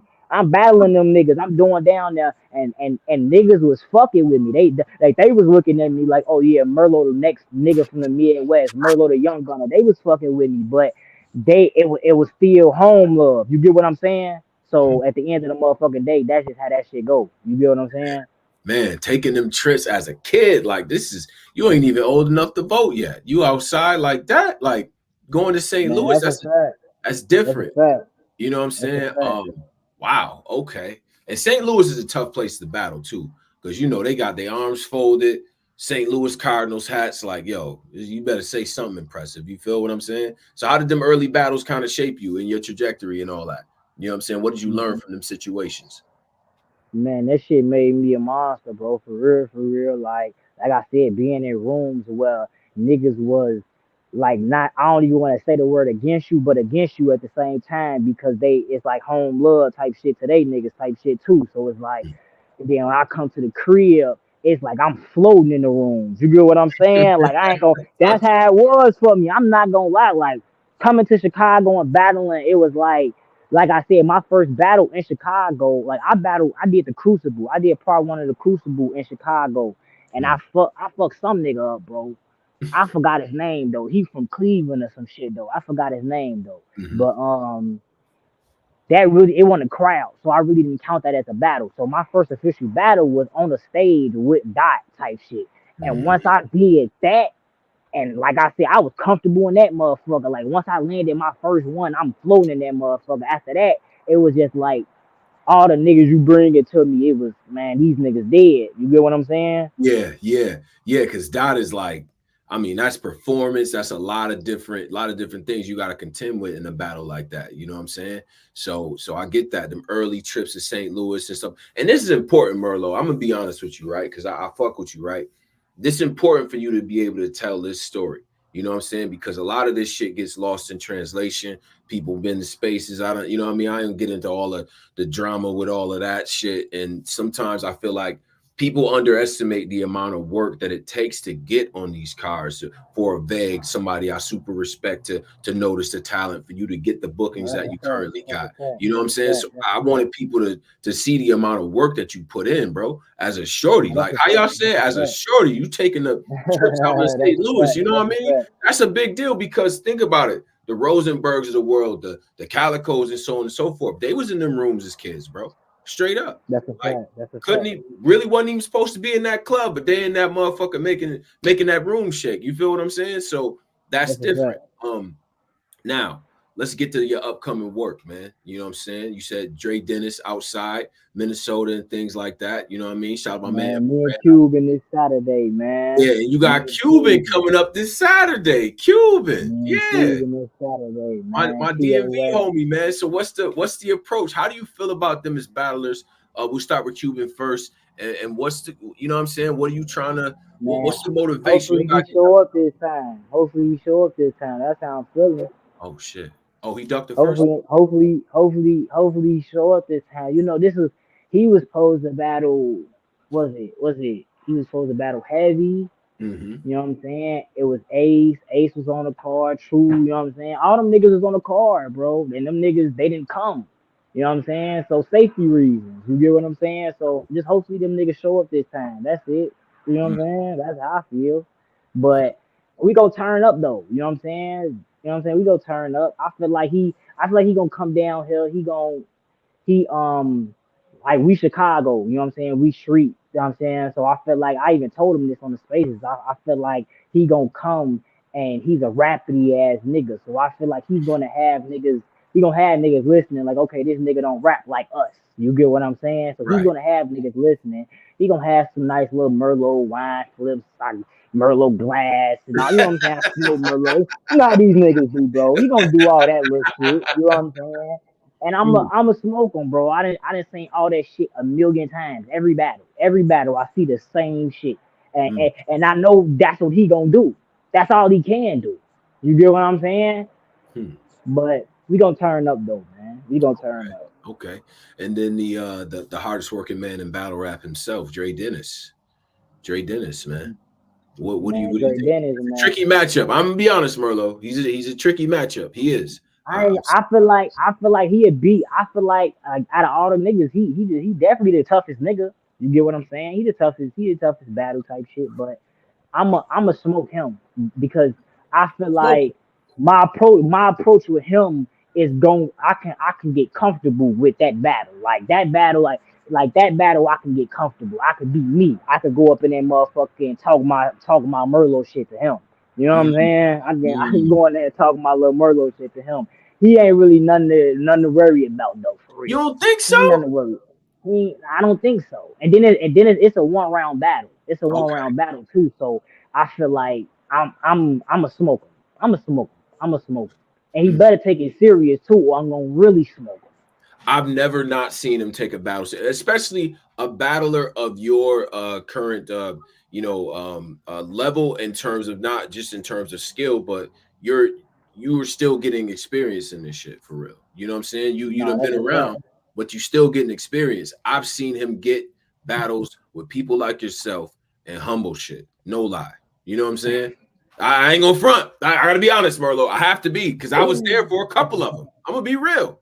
I'm like, shit, well, yeah, bro. Like you know how it be. We be at the event, we smoking, nigga talking big shit. Yeah, I'm about to kill a nigga Dre. Then Dre get to going, and it's different. You know what I'm saying? So but nah, that's dope. So shout out the leagues that those are on and shit. So Cuban is where and where's Dre Dennis? TOS, man, this Saturday, Cuban. Tickets still online. Tickets gonna be at the door, man. We lit. And then Dre Dennis, that's May 25th, Manslaughter Battle League. It's gonna be lit, man. Shout out my nigga Solid for Lucci. He the Yeah. owner of TOS. He getting busy. He got shotgun shoot. You know what I'm saying? We finna go fuck some shit up, bro. Like TOS really outside. I ain't gonna lie. Yeah.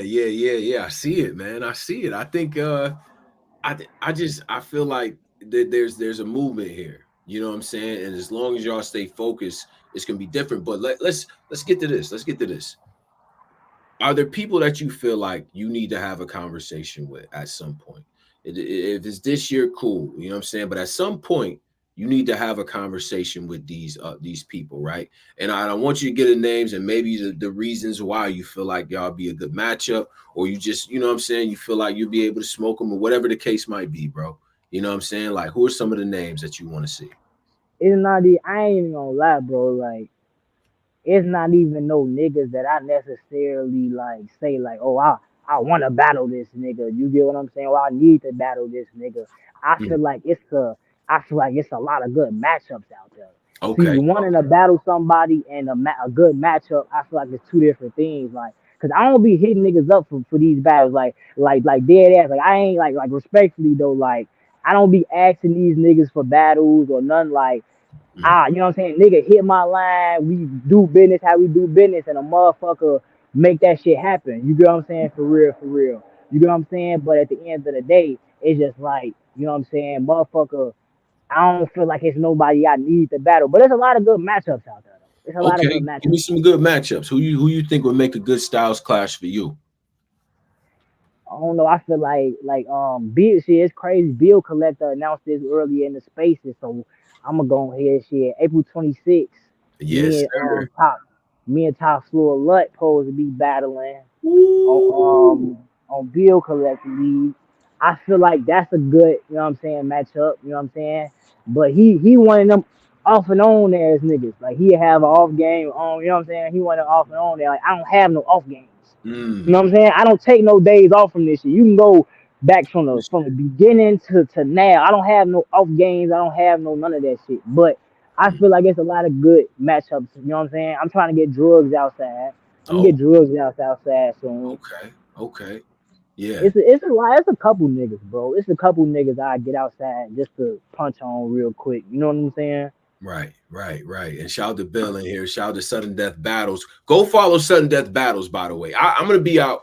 Shout out to that April 26th as well. You know what I'm saying? My man No, Authentic that's a outside fact. for that That's a one too. fact. That's a You know what I'm fact. saying? That's a fact. But That's a fact. we so I see people saying bad news. I think that'd be dope. I think you and Saint would be dope. You know what I'm saying? I think it's a Man, couple news. news my nigga.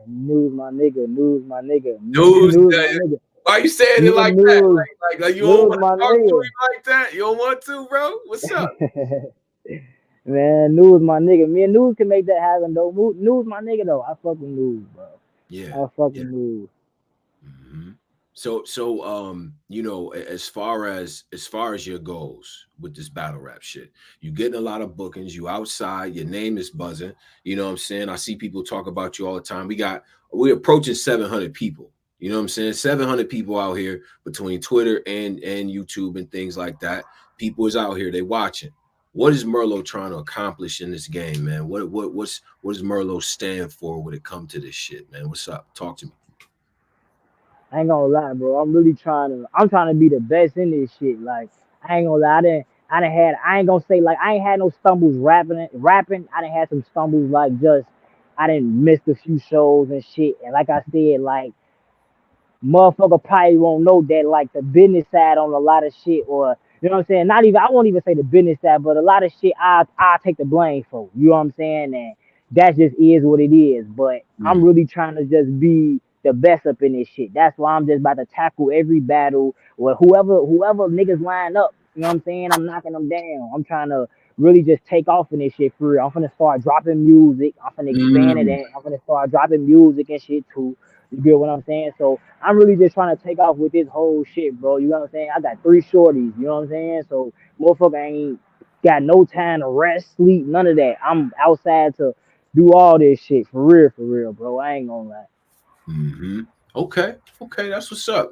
That's what's up. And musically, like, what type of pockets you in? Yo, shout out man Trufo makes great music out there. Shout out to Big Yeah, T, shout out my you know, nigga Fo. Shout out my things nigga like Fo. that. But what type of pockets we in sonically, bro? Like, what type of music is we trying to produce? Man, I don't even know what I want to draw. I got so much different shit. I got some like some real like some little I say hip hop shit where I'm actually rapping, putting like some little pain into some shit. Then I got some little drill shit where I'm, you know, on my little young nigga shit. You know what I'm saying? So I don't really know I don't know which direction I'ma go in when I first drop for real. Right, right. Okay, okay, okay, okay. But we should have some music soon, man. I think it's a good time to drop the shit because shit, we familiar with the rap, so why not? You know what I'm saying? Like No, that's a fact. That's a fact. freestyle and shit like that. I think that'd be dope, man. You know, and then what's the trajectory as far as the leagues go? So you tapped in with TOS, that's the home base. You outside with Vague, King of the Ring, things like that. You know what I'm saying? You moving around. Any thought to the RBE, King of the Dots, URL sort of things, or are you just trying to like get your name right and get everything going, you know what I'm saying, before you head in that direction? I mean, whatever. If the right opportunity is about the right opportunity for me, the right opportunity present itself. You know what I'm saying? You know what I'm saying? I'm down for it. You get what I'm saying? Till then, I'm just rocking out. You know what I'm saying? Rocking out. I'm TOS regardless. You get what I'm saying? But as far as the other leagues concerned, though, like if the right opportunity present itself, you get what I'm saying? Like I said, a motherfucker could, you know what I'm saying, make something happen type shit. You know what I'm saying? For sure. Like, Mhm. Okay, okay. Yeah, nah, yo, listen, I rock with it, bro. It's new energy. You know what I'm saying? You outside, you literally outside right now, and you working. You know what I mean? Like, no, like that's a it's fact. That's a it's fact. dope. You know what I'm saying? Because like I said, I think a lot of times all the other stuff and the headlines and all the stuff that they clip, you know, you lose sight of how much work a nigga actually putting in. You know what I'm saying? No, You that's a talk about fact. three different cards and niggas on shit, damn near four. You know what I mean? And then it's like, bro, you working. You know what I'm saying? So I think that's why people fuck with you, bro. For real. You know what I'm That's a saying? fact. That's a fact. So That's a fact. Salute to you having me on this motherfucker, yeah. bro, for Yeah, sure. I'm gonna give you the ISO before you go, so you can give your salutations to everybody, let them know how they can follow you, and then, like I said with the last guy, you know what I'm saying? Like I said, my man Buzz, give them 3 battles that they need to go watch right now to get in tune with Merlo. It's on you. Y'all can go follow me on Twitter at Skull Merlo. My Instagram is underscore Merlo 100. Three battles. I say go check out me and G Will. Y'all can go check out me and Dot. Y'all can go check out me and Uzi. You know what I'm saying? Go check out them three right now. All three of them is out on TOS right now. Mm-hmm. Okay. Okay. Okay. Respect, bro. Respect. Hey, listen, you always welcomed up here, win, lose, or draw. You know what I'm saying? I'm in tune with what you got going on, man. We My definitely dog, my support you up dog. here. You know what I mean? And I appreciate you coming through to the spotlight, man, and keeping it 100. You know what I mean? Like the name say. You know what I mean? Love, bro. Love, bro. Always, my nigga. Yeah, man. Then I'm gonna be in Chicago at some point, man. I need to get some of that good bud and some of that Harold's. You feel me? Like you need some of that Harold's. You know what I'm saying? Like real talk, you know. But Say less, bro. Just hit my line when you touch down, my nigga. yes, sir. Yes, sir. Hey, Merlo, you be safe, all right? Love, bro. You as well, bro. No doubt, man. That's my man Merlo. Merlo 100 to be exact, man. Representing that new Chicago, representing that TOS who's in here right now. Big shout to my man Tanner in the chat and everything like that. My man Bill Collector, Sudden Death Battle Leagues. Go follow them. Go follow you know what I'm saying? Make sure you follow King of the Ring and all that good stuff as well. You know what I mean? And really get in tune with what's going on. All right. You know what I'm saying? So shout out to Chicago too. Beautiful city. You know what I mean? Great vibes out there, man. Like I'll be saying with my Chicago guys, man, don't let the news distract you, bro. It's love out there, man. Especially in the summer. It's a good place to be. All right. But let's keep everything moving and everything like that. You know what I'm saying? Shout out to all the people in here. Upwards of 700 plus, 733 to be exact. I definitely appreciate all of y'all, all the battlers tuned in and all the media and stuff like that that's tuned in as well. You know what I'm saying? Between all the platforms. If you're on Twitter, make sure you subscribe to the YouTube. If you're on YouTube, subscribe to the Twitter and all that good stuff. All right. But without further ado, man, I want to introduce our next person that's going to be up here for the new battler spotlight. I've had the opportunity to see this guy do his goddamn numbers over on Bar You to Death and things like that, man. Definitely comes from that New York cloth. You'll hear it as soon as he start talking. You know what I'm saying? You're gonna hear it. So if you don't like New York, this ain't for you. You know what I mean? This ain't for you. Whatever. But shout out to the homie for pulling up and all that. You know what I'm saying? Trapping Y and things like that. Got some things in the works as well. And we're going to get to that. You know what I mean? So without further ado, this is my man, Bosevich4. Bosevich, what up, bro? Yo. What's good, Tone, bro? Salute you, Hey. man. You already know, man. 4GS to the building. That's Yes, G to the sir. building. Yes, sir. Give him the intro, bro. I got you with the ISO. Talk to him. Yo, y'all already know, man. It's Bosevich4, man. Trap NY. Been on Bar to Death, Restore Order, Bulldog Battle League. Did a Crucible, waiting to hear back from that, you know the vibes, man. 4GS SSG shit. Yeah, Brooklyn, we back, you heard? Yeah. You heard that you heard. When you hear that you heard, you know what time it is. When you hear that you heard. You know what I'm saying? And I know you got some of the crew that's gonna come up here as well. You know what I'm saying? Shout out to you for utilizing your opportunity to, you know what I'm saying, also get the crew on and things like that. I definitely appreciate that. But let's talk about you, man. Let's talk about you. I hear the accent. I see the swag, you know what I'm saying? See all of that, man. So where you coming from, bro? Where you coming from? I'm from Brooklyn, man. Gates Ave, Gates and 2 to be exact. Anybody want to know? Moved to Lexington. I played ball and shit, so you know, when you're nice in basketball, that shit take you everywhere. So that took me to VA for a little bit, then it took me to NC. So now I'm in NC with it, doing my thing for real. Yeah. Is that where? Because the main thing people ask me when I put the flyer out, and I asked you this too. You know what I'm saying? Documentary coming soon. My man made an appearance and things like that. You know what I mean? But appreciate you for that. Yeah, let's get to the name. The name. Talk to me about the name, bro. Everyone asks it all the time. The name is dumb simple, bro. It's really simple. It's part of my last name. Bose is in my last name. My last name is Du Bose to be exact. Y'all need to rap about that now. My last name is like they be acting like somebody made a name to make it hard to flip. I don't even care about none of that. Right. Last name is Du Bose. I learned how to shoot. When I learned how to shoot, that was around the same time they was calling Shaq Shakovich for the Suns when he was making his free throws. That's how the name. My jersey number was 4, and I didn't want to change my Instagram name when I came in a battle rap too. So I'm like, yeah, I'm just gonna rock out with this. Yeah. So you just said, yo, this is gonna be the name. This is what it is. Yeah. When people hear your name, they expected some Russian guys, some like I don't know. You know what I mean? Like the thing is, I was lit before battle rap, so me changing my name would have confused a lot of people who knew me through basketball and other shit too. You know what I'm saying? So it's like when people see me that never seen me before, they'd be like, "Yo, Bosevich4, what up?" So that's another reason why I'm like, shit. Some people already called me this, so I'm gonna keep it. Yeah. So you was playing ball in the city. Like walk me through that, man. Because listen, my bro Polo is one of them when it comes to basketball. Shout out to Mook. You know what I'm saying? I know Snake play. Like a lot of people is like that with basketball, but like you like that. You know what I'm saying? This is what people say. You really like that when it comes to hooping and all that. So How did you, you Yeah, know what I'm saying? Well, like, what school did you go to? Like, how did, like, walk me through it, bro?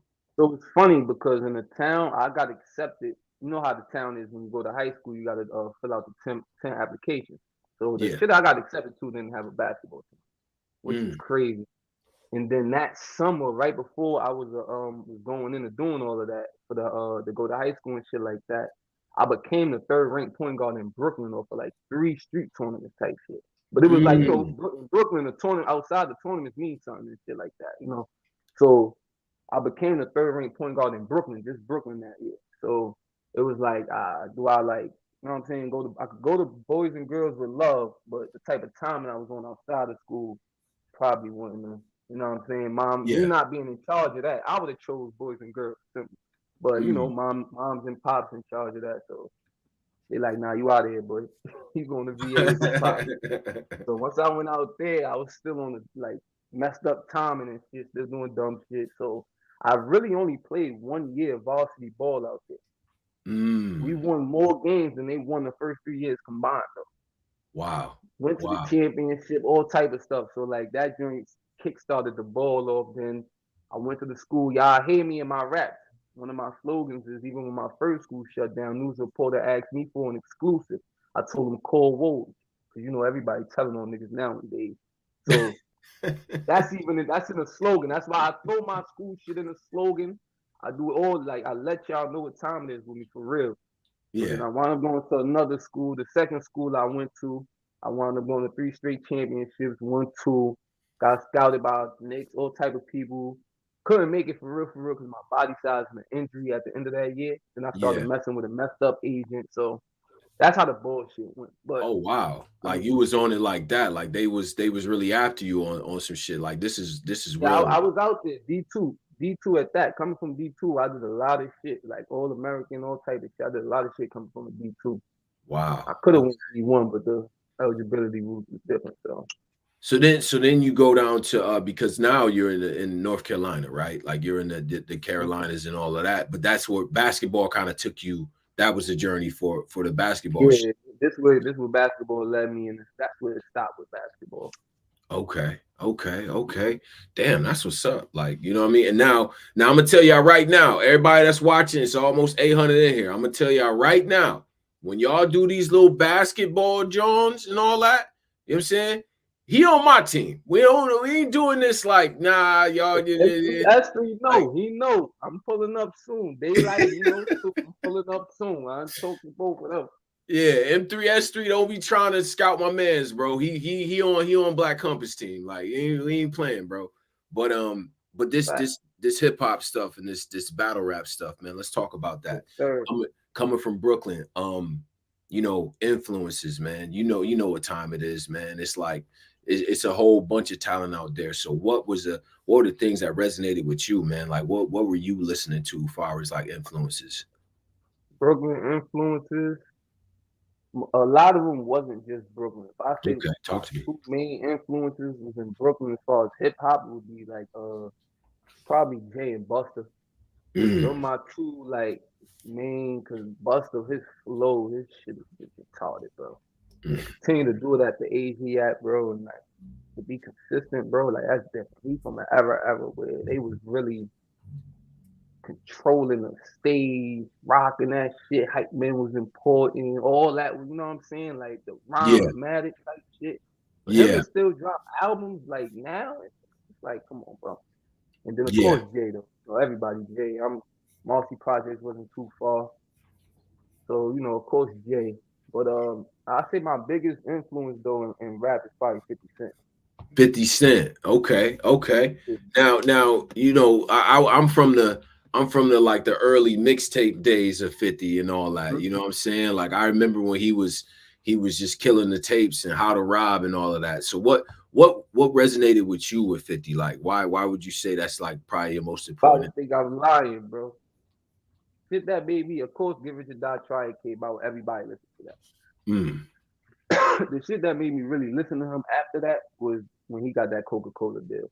It mm, was something that just like the business move behind it, like that shit was just like so genius to me. That shit stuck with me. And I started to see how he promoted his music. Like right now, he still make music. but it's through his series of his I don't want to say web series, but it's through his power series and BMF, comedy series. All of them intros, they hits. This is platinum. Yeah, that's a fact. Platinum. I don't think he got one that's not. Like, well, if it's not platinum, it's definitely gold. Nah, yeah, it's up there. Yeah, nah, them Jones go. Like, yeah. So it's like seeing him and how he recreated himself. That's kind of something I had to go through as far as basketball. Then going to the studio, then leaving the studio to come out here and rap a cappella. It was just the transformations. It was more so like it made it easier for me to want to adjust to different shit because I seen a person that I looked up to for so long do it as he's going along his journey and his rap career type shit. So. Right. Was you rapping at the time when you was playing ball, or like how did the rap come along? Yeah.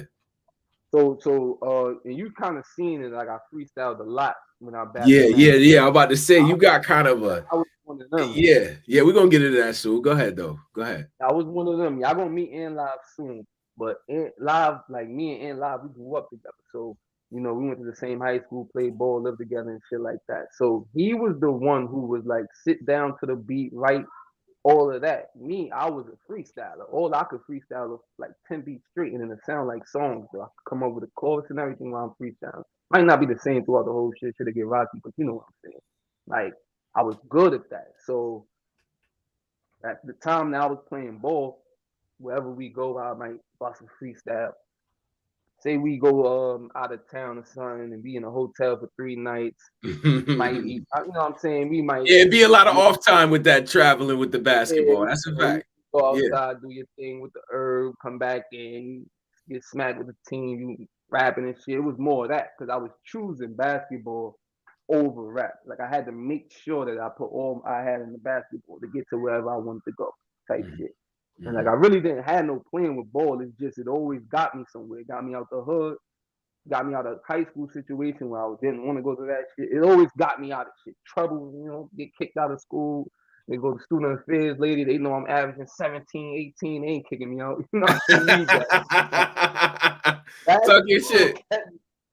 Basketball just kept me out of shit, bro. Like even when I got in shit, it got me out of shit. You know what I'm saying? So like I just was gonna stick with it for as long as it was gonna stick with me type shit. But once I ran into the fucked up age, it's like, yeah, we going to rap.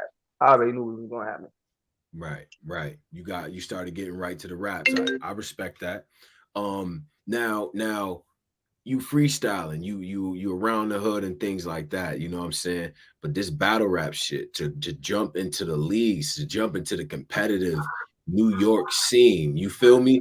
That's a different thing, man. And you know who come from New York, and you know who come from Brooklyn. Shout out to Tez, shout out to Math Hoffa, Jazz. Like, you feel what I'm saying? But you decided to jump into trap and why, you know what I'm saying? Like you decided to jump into that, and it's like, it's competition out there. You feel me? So how did you even get involved with them and everything? Walk us through that journey, and then some of your first battles, like because you come with a different style, you're a little bit more laid back. You like the freestyle and shit. So like walk us through like them early years with that. You know what I mean? So basically, as far as me coming in a battle rap and choosing a trap, everybody know I'm from Brooklyn. Once I start talking, they're either gonna ask me where I'm from or they're gonna assume it's Brooklyn or the Bronx. Right. So my whole thing was I wasn't gonna start battle rapping in instant. I wasn't gonna do that at all. I was gonna make sure I go home, take care of the crib first, and then once people see me from home, now they reach out. Them not knowing I'm traveling there, they might not, it's gonna be different once they find out. Nah, yeah, I traveled 9 hours here. So business wise, they gonna have faith that I'm gonna make it to their shit. You know what I'm saying? So them two things weighed on me as far as like getting the traveling done, getting used to that. So now when somebody from Chicago call me, it ain't nothing for me to go over there to TOL. Shout out to Levon. We go hardcore me, shout out to Word. It ain't nothing for me to go over there type shit, cause I do that. You set me up with somebody. I don't know if he got it out there or whatever, but you sent somebody through for me. Yeah. When he called me, there ain't nothing to get there. You know what I'm saying? So it's like I'm available. Like I look available as well. So me taking care of home first, that was more so making sure nigga don't even, when they rapping, you don't even play with the whole, you an NC now, you don't know about the town no more, or da da da da. Nah. Yeah, you wasn't having that. Yeah. Talk your shit, bro. Now I understand how they think in this culture. A lot of them is weird. They feel like if you moved away, that the value, whatever you had, where you from, or whatever the case is. But nah, not me. And I could pack the event out too when I go home. So it ain't like that. So that was more so what that was as far as why I chose to go back to New York and start rapping. And as far as the track, I was watching Restore Order. Oh, you was watching Restore. Shout out to Swave and IP. Yeah. Which they played a major part in my career as well, like a major part. Cause they put me on the scene, like my third battle. I was on Restore Order battle, which opened all the doors, to be honest. But well, No Mercy opened all the doors. No Mercy. If it wasn't for No Mercy, I would not hear Bosevich4 in the same light. I might have had a different journey. They were gonna hear me regardless, but not in the same light. Right. So as far as that happening, yeah, I was watching that interview and you know, Mercy just seemed like one of the realest niggas that I've seen doing interviews at the time. So it's like, you know, I'm one of them. I'm listening to how you talk, how you carry yourself, you know what I'm saying, your situation, seeing if you're accountable, this, that, and the third, whatever it is. I just want to see how you move. He was the one who stood out, like, as far as, like, a lot of people I've seen come on that show. Like, he stood out, like, you know, I seen the Lex dude from Our Battle, I seen him up there. Yeah, Lex Luthor, I seen like a few more. But when I heard Mercy talking, I seen what he stood on, you know, and he also booked a battle up there with Dot versus Osola. Yeah. In my mind, I'm like, if it goes down, that's where I'm at. And that shit went down. So I'm like, all right, man, his word too. Like, at least I know he gonna try. You know what I'm saying? So that's all I could look for in the league on him. We're gonna go over there. Right. So the early matchups against Joe Scrap and you know what I'm saying, and things like that. Yeah, and just this like nigga was tripping. yeah, I'm about to say, I'm about to say, bro, like you got a style that pisses people off too. I'm gonna be honest. Like people get aggy, and I want you to talk about this stylistically because like when I saw you and stuff, and we're gonna get into Bar You to Death as well. Shout out to Baz, he's in the chat and everything. Fendi. You have it's like a laid back, condescending, I don't care what you about to say. I'm not in a rush. I'm gonna talk that shit the way I want to talk it. You know, I may freestyle a little bit, but it seems to like, especially around here, people get bothered by that. It's like an effect that people have. You know what I'm saying? But it's not like you super aggressive. It's just the condescending shit really throws them off. You feel me? So stylistically, like, how did you even like say that that's what my approach gonna be? Is that 100% what it is for you? Shout to Sharp in the chat too. Yeah. Brody Sharp, Fendi, yeah, y'all gonna meet Sharp too. To be honest, I think I sped up my style since I got into battle rap. When I first started, I was more of a slower paced battler anyway. That a lot of that comes from a lot of sparring with TR Sharp, with Ant Live, because they more aggressive. So, you know, I started finding points where I should be aggressive and then I just get back to me. Like I ain't gonna stretch the whole calm, cool shit out. But the approach came from basketball, to be honest. It's like I don't really talk shit on the court. You know what I'm saying? Niggas know me. Anybody who know me, they know I'm funny as shit. I'll troll you all day. I could talk circles around niggas. But when I get on that court, I ain't talking to you. One, I'm about to give you 40. Don't talk to me. Don't say nothing to me. Like that's it. Don't say nothing to me. I'm about to give you 40. Two, you might be able to give me 40. And if I talk shit to you, now you about to get crazy. So it's like, oh nah, I ain't gonna start poking the bed pose, you heard? Like yeah. So I learned to be quiet type shit. Like even my teammates, I might be wilding on it. My teammates might go to yelling at the niggas that they know I might not do it. So they like they might go, yeah, nah, chill, leave that nigga alone, boy. That nigga got 4 points right there, boy. I'm trying to get out of here to winning the dub. Like, what are you doing, man? So that's where that came from. And then in battle rap, I'm like I said, I freestyle a lot. So like when they rapping, I'm listening to them And I'm most of the time I'm finishing that shit in my mind too. So it's like I already kind of figure out what they're gonna say. I just wait till they get dry spots to just doze off and then go do what I need to do for my freestyle type shit. Like, okay, I get it. I get the approach and everything. It's like I said, man. I was just like, and somebody else in the chat said I noticed that too. Like, it's that laid back. It's that like, damn, like, is he serious? No, he's serious because you be saying shit, but it's like, nah, I'm not in a rush. And I compared to basketball, like, yo, I'm gonna get to my spot, bro. You know what I'm saying? yeah, Remember how Paul Pierce used to hoop? I'm gonna get to my spot, bro. You know what I'm saying? It's just, I call it it is the walk down. It's a walk down flow. Like that's the name I named it type shit. I just call it a walk down effect because I'm not in a rush, but when I get there, you gonna understand. So bar you to death. Let's get to that. And I see the homies in here, verbal, and I see y'all in here. We gonna get y'all up here in a second. But bar you to death, man. How did you get involved with Baz and I gotta everything? send the link to Sharp. I forgot I gotta send the link to Sharp. Yeah. Shout out to Sharp. Yeah. I think I got him on Twitter, so I'll send it to him and everything. Right. But yeah, bar you to death, bro. How did that happen for you? You know what I'm saying? What has that brought to you as well? I know you battled Mac Myron out there. That was interesting, the way that kind of ended up. But you know what I'm saying? How did you get connected with that, and what has that added to your career? So Bar You to Death, they actually came around before, well, but not they, Baz. Baz battling on Twitter about that. So everybody knows Sharp. Y'all know Sharp attitude. He get that nigga. So Yeah, very much so. apparently that Yes. so apparently that's somebody, bro. And I guess they wasn't worthy enough to battle him. I ain't battled yet. The battle that I had booked at the trap at the time, the dude no show. So, I just got out there and I was able to watch that shit, which fucking did numbers for my career. Cause I wouldn't have been me without seeing that card. But so I didn't have no battle coming up yet until about like 2 months down the line, like February. So I guess whoever he was talking, he like, yo, I got a nigga that'll smoke you who did not battle yet type shit. Like, and this is the story I'm getting because I was at work. So nigga hit me up like, yo, niggas gonna battle. I'm like, I bet. He like, yo, niggas gonna battle. Right. I'm like, oh, I bet. I'm about to be up there. Cause I told at first, I told like, give me like 5-10 minutes. I'm gonna be on the live. I mean, on the spaces and shit. Yeah. Said something about the bread. So I'm like, I bet. I'm about to pull it right now, bro. I'm about to pull it right now. So I pull up, niggas lock the battle in. This whole time though, I'm not knowing that you can battle virtually. I didn't know that was a thing.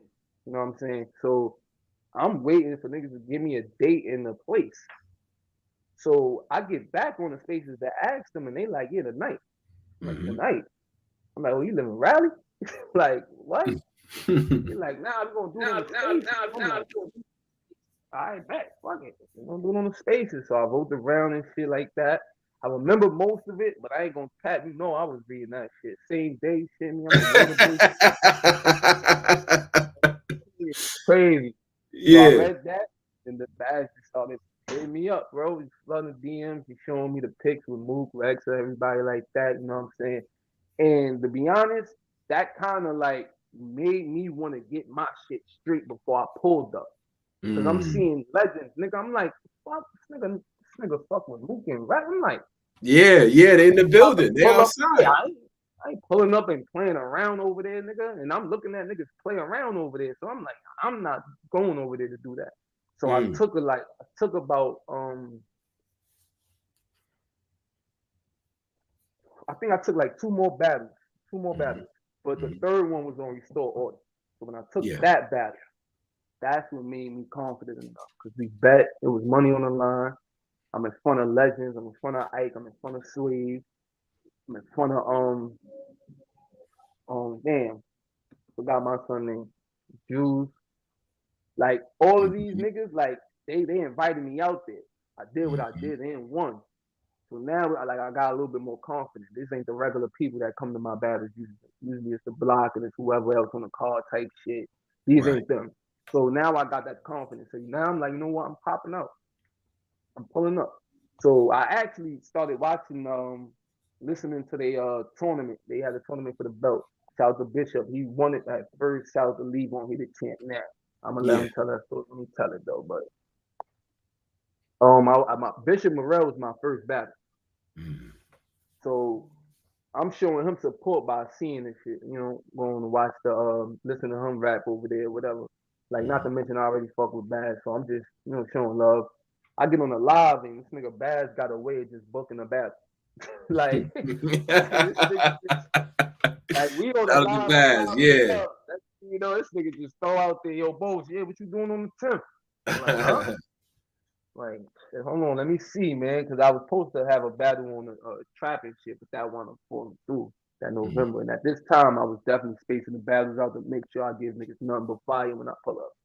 Right. So I wound up doing the battle with CD. Leave on shot it. Leave on shooting that shit. Made that battle so epic for me. Like, that's one of the best battles I got. Everybody say it. And when you say the walk down stuff, that is when I really birthed that shit. Like, that is when that really became a thing. You watch that battle, my first round is calm as hell. Right. My second round starts off calm, but I end it retardedly. And then the third round is just crazy from beginning to end. So that was when I first kind of got that formula settled in. Okay, that's what's up. Hey, I see the homies in here, and I do want to, you know what I'm saying, get in some time to talk and things like that. But as a preface to that, talk about the team, bro. Because like, shout out to the crew. You know what I'm saying? Like, what's the mantra behind the team? Get the name of the team. Give us all the details, man. The crew and the movement that you represent, bro. So you get the first team is SSG. You know, that's sharpshooter gang. Like, Sharp asked me, would I be willing to, you know, become a part of that? And I said, of course I'm toting that flag. So I basically came in the battle rap with you. You know what I'm saying? He helped me out a whole lot, especially when it comes to the business side of this shit. You know what I'm saying? Yeah. So that's the first team, you know. That's me, him, and Live. Where you basically just say everybody, but it's not everybody though. It's just we just well connected like that. You know what I'm saying? Right. But then you got 4GS. So that's the new team everybody raving about, and our little part of the coaching, you know what I'm saying, where we got a little bit of name and shit like that. So that's Wordsmith, that's we go hard representing. Leave on POS representing. You got Verbal Artiste, he be on Verbal War Zone. You got Dr. Jid, free him, Dr. Jid, ball you to death. You got Shake Taylor. Shake Taylor been on a few platforms. I don't think he made one his home yet, but he's been on a few platforms. Yeah. And he got me. So we all basically knew. You know what I mean? Word probably has like the most experience. You know, we go hard at offer like the crazy environment. So just to be in there rapping and doing what he's doing in there is just tough in itself. So, you know, Word and Levon, I say them two, they offer the most experience. They've been on more platforms, better competition, shit like that. I say in Live is like our quiet snipers. No playing with him. He don't play around. When he come out, he coming out to hurt something. Yeah. Jizz like our mad scientist. He come out there, he got his doctor cape on, he go crazy. Got verbal artiste. That shit should say everything. He's really an artist when it comes to words. So then you got Shake Taylor. Honestly, all of our names actually is exactly who we are. Shake Taylor, when he pull up, he's trying to shake the room all the time. Shake you or shake the room. Like, he in your face, he aggressive nonstop. And you got me, more laid back, but I'm to the point. Right. It's like we all different in many ways, but as far as winning, we the same. Okay. All right, so let me get some of the crew up there, man. I appreciate the rundown and things like that. Now, y'all got to turn y'all cameras on, man. You know what I'm saying? It's 866 in the live right now. You feel what I'm saying? So the people is watching. The people is here. You feel what I'm saying? So yeah, let's get Voltron up here, like my man Sean X said, and things like that. You know what I'm saying? And live, what up, bro? And live, man. What's good, y'all? Yeah, 4GS shit. Yes, sir. What Verbal, up, what up? Bob. You muted, bro. You gotta unmute. Go ahead. Verbal Artiste, Jersey, up, 4GS shit. Y'all turn your phone to the side. Yeah. Let's get that going. You know what I'm saying? Take the screen lock off, all that good shit. You know what I'm saying? And then we got my man Levon. Levon, what up, bro? What's good, y'all? What's good? What's good? Y'all hear me? Yeah, loud and clear, man. You know what I'm saying? You got the setup going, you know what I mean? The real official microphone going, you know what I'm saying? Like, we hear you, bro. You know what I mean? And Sharp, you gotta turn your camera on, bro, and I got you. So this is Bird crew. just let me know he can't make it home, y'all, in time. Yeah. What'd you say, I bro? just saw the Salute Wordsmith. Salute Wordsmith. Yeah, that's what's up, man. Shout out to Wordsmith and everything like that. You know what I'm saying? Bosevich wanted to make sure that, you know what I mean, the whole crew got some time to talk and things like that. Ed, what up, though? Talk to me, bro. Talk to me. You know what I'm saying? Give us the rundown, bro. What up? Yeah, I know me. It's in live, man. I'm repping 4GS, Staten Island representative, man. Shout out to everybody out there. You already know. But okay. Yeah, man. All I gotta say is niggas better stop ducking me. That's it, man. I'm going straight there. My last 5 battles, niggas duck me. So who ducking?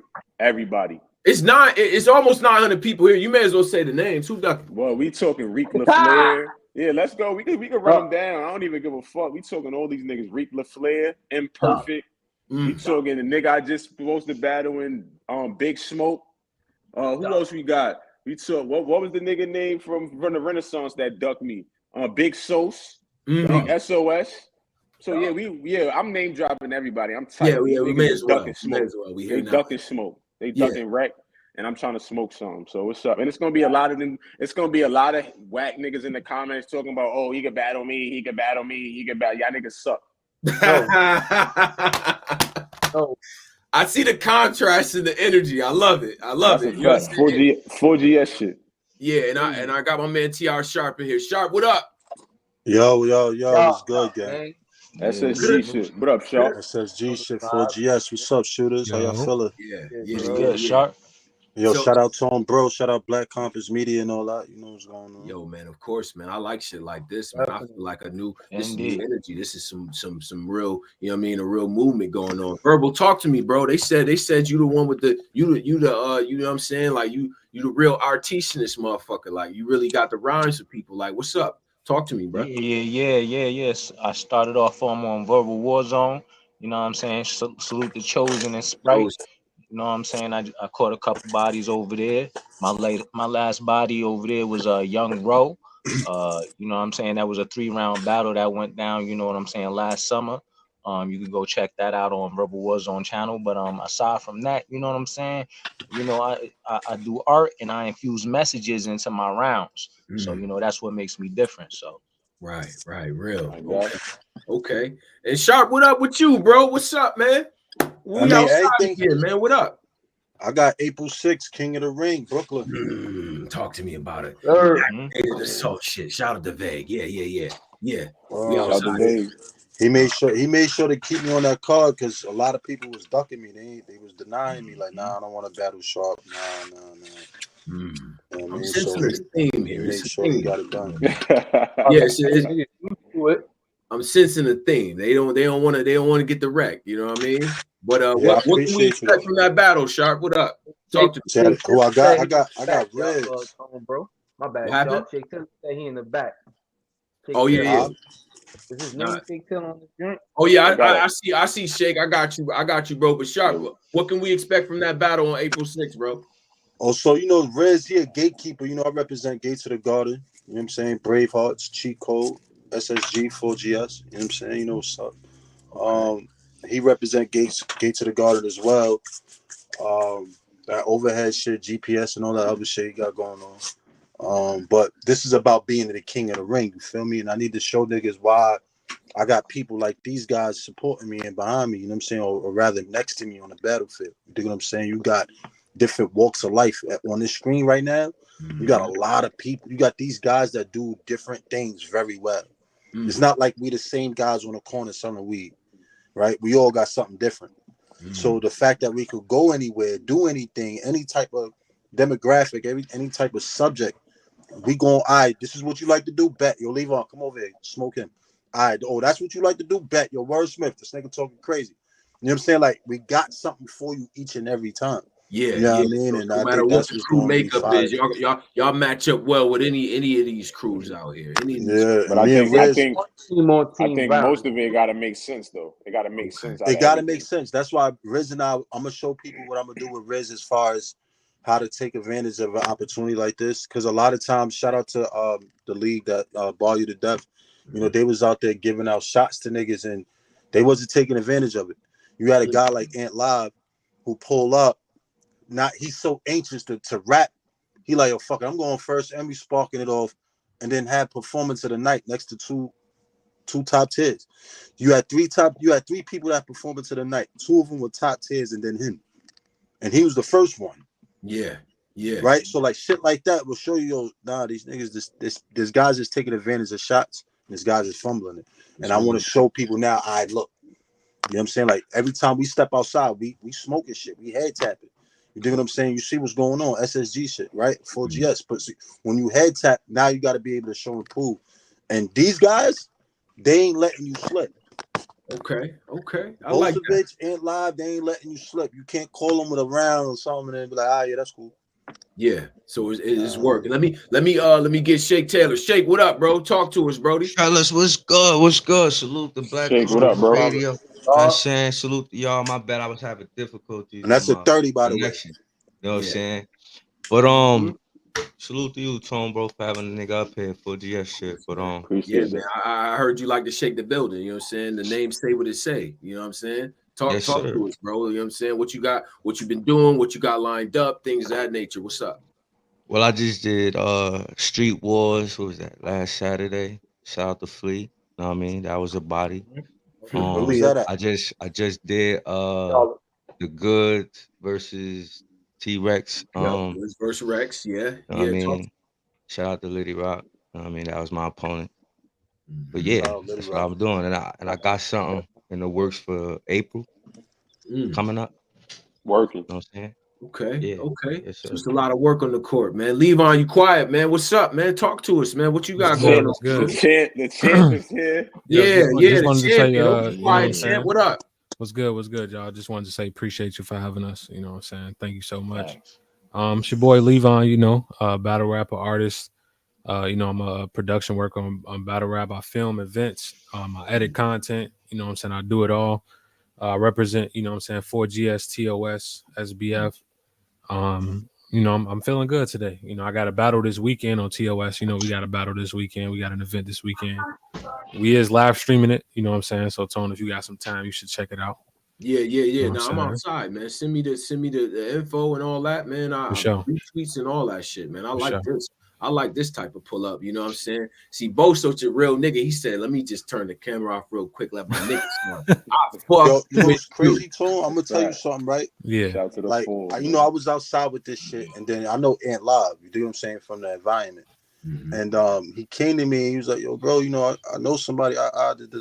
He plugged me with Bose, right? And I'm like, "All right, look, this is what we gonna do, and this is how we gonna do it." You know what I'm saying? Because I'm not gonna micromanage type shit. I want y'all to do your own thing, but I'm gonna show you how to do it in a certain way.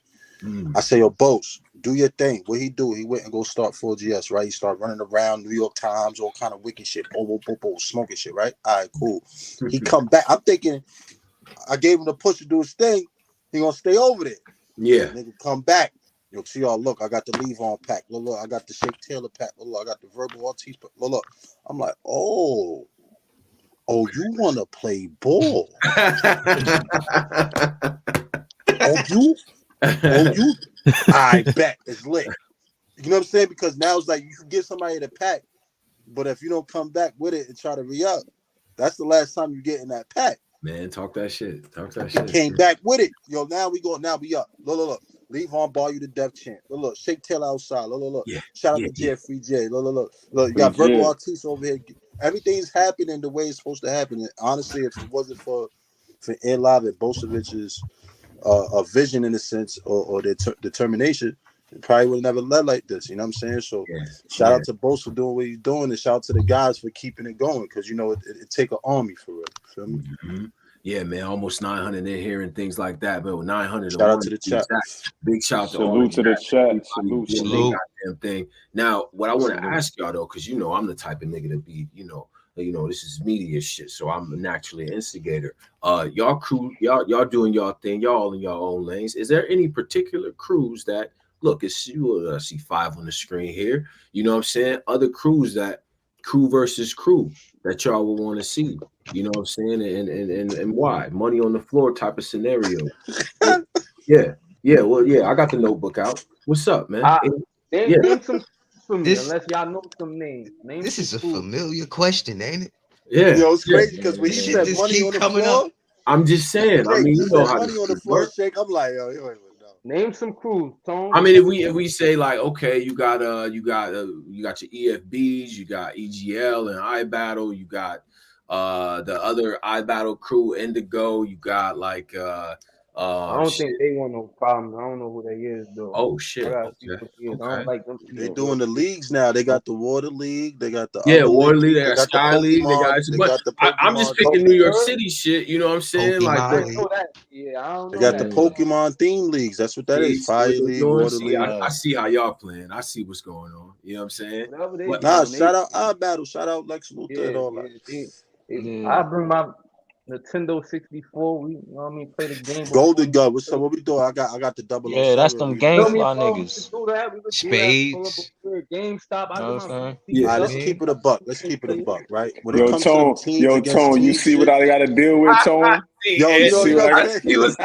Saying like we could a game of 21. Like, what we doing, bro? Yo, live. CeeLo. I heard you in my head like, all right, stop playing. And I said, all right, let's keep it. I heard you in my head like, all right, stop playing. Because Ed Live, you understand with Ed Live, he with the shits, but he don't got time for the bullshit. You know what I'm saying? What we doing? This is what we doing. All right, 1, 2, 3. All right, I'ma holla at y'all. Then do our business. You know what I'm saying? All the filler, he ain't with all the filler. You know what I'm saying? I jack it though. But like that team shit, and yo, both point the yo, he know what's up. All he gotta do is push the button. Just gotta push the button, bro. And whoever it is on the other side getting fired on. That's just what it is. Niggas think they want smoke. Yeah. Yo, take your pick as lightly and likely, like very strongly, because what what's about gonna a happen crew is like Bash Money? I rock with them, the Louisiana boys. That's who I was about to say them. Bash okay, Money. they not exempt. What's the I gotta do my research. I don't be knowing no crews or nobody. Who Bash Money? They got with the most Dollar, respect. Will Major, I don't be giving Coach a Corleone. Yeah. Honestly, if I would with pass that up right now off of what we got and what they got, Dollar and Dr. J would be a fire battle. Yeah, that's crazy. Because they got that style thing going on. I like Levon and Capo. I like Levon and Capo. That'd be interesting. I like Hustle and calmness Bosevich. is killing me. Go ahead though. I like Hustle and Bosevich. Okay. I like Hustle and Bosevich. Or Ant Live and They throwing names out in the comments. Oh, but yeah, Bash Money. Yeah, that's. I want Will Major and Ant Live. Okay. Will Major and Ant Live. You know, and then whoever else wants to smoke. I don't know that lineup like that. Yeah. I just know the top four. That's the thing. I don't really know niggas lineup. You know niggas lineup like OSBL. You know, I love to go over there, get busy with a few of they battle rappers. We know leagues, but we don't know the crews. They got some people at I know OSBL. I ain't gonna lie. You know what I'm saying? They do. I know the leagues. I know, but that's what we looking for. We're not looking for random. Gotta be somebody. I mean, you take your pickings. Who you think more smoke for real? Like, man, listen, man. I like Bash Money, but I do like y'all going over to OSBL and getting some rec. You know what I mean? Big shout out to Kels. You feel what I'm saying? You know that they martinis. You know what I'm saying? Good chicken wings. That shit a vibe, bro. I battled over there, man. That shit different. Yeah. I'm with that too. We got the boys out in the Westworld too. You know what I'm saying? Shit. Now we talking. I want to go there. Like Salute Westworld. Yeah. Now we talking. XP, Keys. Yeah. I want to go out there. I think that would be a fire style clash. I like style tap classes. into San Diego and shit like that. Yeah, I like that. Go to LA, I like style classes. 59th Street. You know what I'm saying? Shout out to Don Nino. I mean, y'all some money, man, because we gonna wild when we get That's a fact. Especially if we make it something, you know what I'm saying? Like if we make it something and those guys don't come up lackluster because we not gonna play. We trying to bring the belt home. You know what I'm saying? And you know how that shit go. This Yeah. shit dodgeball, right? The whole team gonna still be on the court while it's one of y'all left. This shit dodgeball. You know what I'm saying? We all gonna be on the court while only one of y'all left. When you got a bunch of rounds aiming at you. What you gonna do then? Oh shit. What you gonna do then? It's dodgeball. You gonna dodge those rounds? All right. So look, what I'm saying is, at the end of the day, whoever really wants smoke, just respect the craft for what it is and pick your likings lightly, because you might think you got something and then get your head cracked. Oh shit. Okay. Listen, this gentlemen, is what it is. I'm gonna have to sync up with each one of you individually and things like that. Bosevich is he's ceded some of his time to be able to have the crew up here, which I think is dope. What I'm gonna have each of y'all do, well, I'm gonna close out with Bose, but what I'm gonna do is I'm gonna have each of y'all give y'all the ISO. Y'all can talk y'all shit, how people could follow y'all, all that good shit, and I'm gonna close out with Bosevich. All right. So Ant, start first, man. It's on you with the ISO. Oh, you already know it's Ant Live 4GS.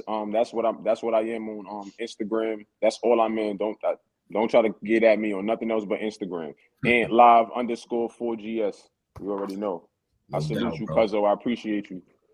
No doubt. Your name Ant Live 4GS or Twitter too. Oh, I heard you, yeah, but I don't be on that shit, so you already know. Nah, get on Twitter, Ant. Don't do that. I be, yeah. I got y'all. I'm gonna tap in. I got y'all. No doubt, Ant. Verbal, it's on you, bro. ISO on you, bro.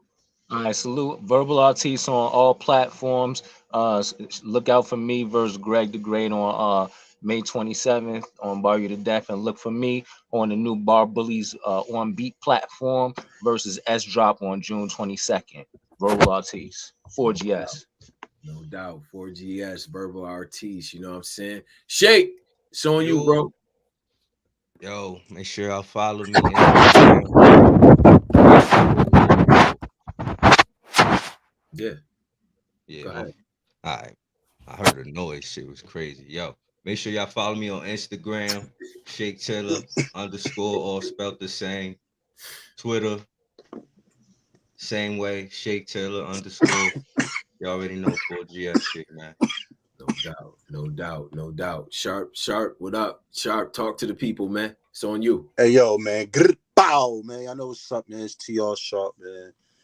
Y'all know what's going on. SSG, 4GS, Bravehearts, Cheat Code, Gatekeepers. Yo, April 6th, man. King of the Ring, TR Sharp versus Riz, Brooklyn. Get your tickets. It's at a lounge. We got a little hip hop R&B shit going on. Get your table, hookah, liquor, all that good shit. Pop out. But yo, it's about the gang right now. So 4GS, man. Y'all know what's going on. Y'all can hit me up on Twitter, Instagram, TR Sharp. Yeah, man. You know what's up, man. Bow. Ellie. Ellie. That's what I'm talking about, man. And leave on close this out, bro. Talk to him. Yo, appreciate you for having me. Y'all can follow me everywhere at Levon12, all platforms. Hit me up if you need me to come film something, wrap something up. You know what I'm saying? Thank y'all again for having me. And catch me Saturday, TOS Combat in Iraq 2. Let's crash out. We're going to go live about 6 p.m. Central Time. That's 7 p.m. Eastern Time. So go to the TOS channel and set y'all notifications. There's going to be some great battles tonight. That's what I'm talking about, man. All right, fellas. So I'm gonna close out with Bosevich, but we all gonna connect real soon, man. Definitely appreciate y'all coming through. Real talk. You know what I'm saying? So big salute, fellas. Good job, right? Black Compass Media, man. No doubt, man. No doubt. Right, Bosevich, first of all, that was dope. You know what I'm saying? I definitely appreciate you doing that and really shouting out the whole team and the movement. You feel what I'm saying? What I want to do though is I want you to tell the people, because you went over some of the battles and things like that. Tell the people 3 battles to go watch. Give your information as far as like what you got going on, where you're gonna be at, the different things like that in the battle rap shit. And we get a salutations and then we off to the races. Go ahead, bro. Sure. 3 battles to watch. Number 1, of course, I know everybody want to go see it now anyway. The Mac Myron battle on Bar to Death. That and Bar to Death together. That shit open doors.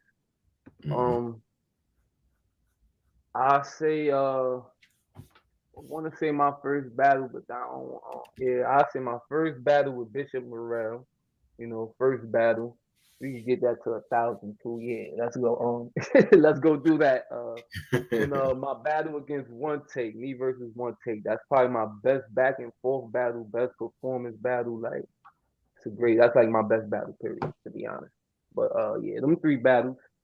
I got some things in the works coming up. I think I'm gonna be in Charlotte April 27th. I gotta make sure and remember dude's name that they gave me to see if that's gonna be him. But I'll definitely update you on that, Tone, bro. Waiting on bro to hit me back as well. Think I'm gonna be on Ball You to Death May 26th. I think we gotta work on the opponent and everything like that. But I think that was talked about as well too. I'm also waiting back to hear from the Crucible. We did phase 1. We just waiting back to hear on phase 2 process and stuff like that to see who made it and things like that. But yo, major shout out to you, Tone, bro. No bullshit. Major shout out to you. I appreciate you for letting me do this in a certain way. You know what I'm saying? And I like the fact that you let me even bring that energy to this platform. You know what I'm saying? It's a major platform. So definitely shout out to you. Shout out No Mercy, shout out Bash, shout out Sean Xavier. He the reason for some of my merch today. So if y'all want some merch, hit him up. He could definitely make it happen. You want flyers done as well, trailers, he can make it happen, hit him up. That's the guy. Shout out to everybody that pulled up. Wordsmith, sorry you couldn't make it, Brody. Damn, I'm tight. My son couldn't make it. But that's who the world need to know that man. That man is crazy. He is great, bro. I swear to God. We go hard Rookie of the Year last year. So definitely go see his battle out. And he got one dropping with LL Cool J. LL Cool G, my bad. I gotta talk my shit for him to show up. But yeah, man. SSG4GS. Y'all niggas know the vibes. And if you don't, just know the hot. That's it. I just made that up on the spot. I don't even do shit like that. Yeah. Yeah. But though, man, I appreciate you, Tone, bro. Of course, man. Of course, man. You always welcomed up here. Win, lose, or draw. Keep doing your goddamn thing, bro. All right? Always win. Big salute, man. Man, that's my man Bosevich4. You know what I'm saying? Brooklyn, you know what I'm saying? He out there in North Carolina now doing his thing, man. You know what I'm saying? Shout out to the whole crew, man. SSG4GS, you know what I mean? So they out here, they moving, man. 950 in the chat right now. Make sure y'all subscribe. Hit the YouTube as well, because we got the radio show after this. And we're going to get to regularly scheduled programming and all that stuff, man. Now, we're going to pivot. We're going to take a little bit of a pivot because, you know, up here at Black Compass Media, you know what I'm saying, we support the women.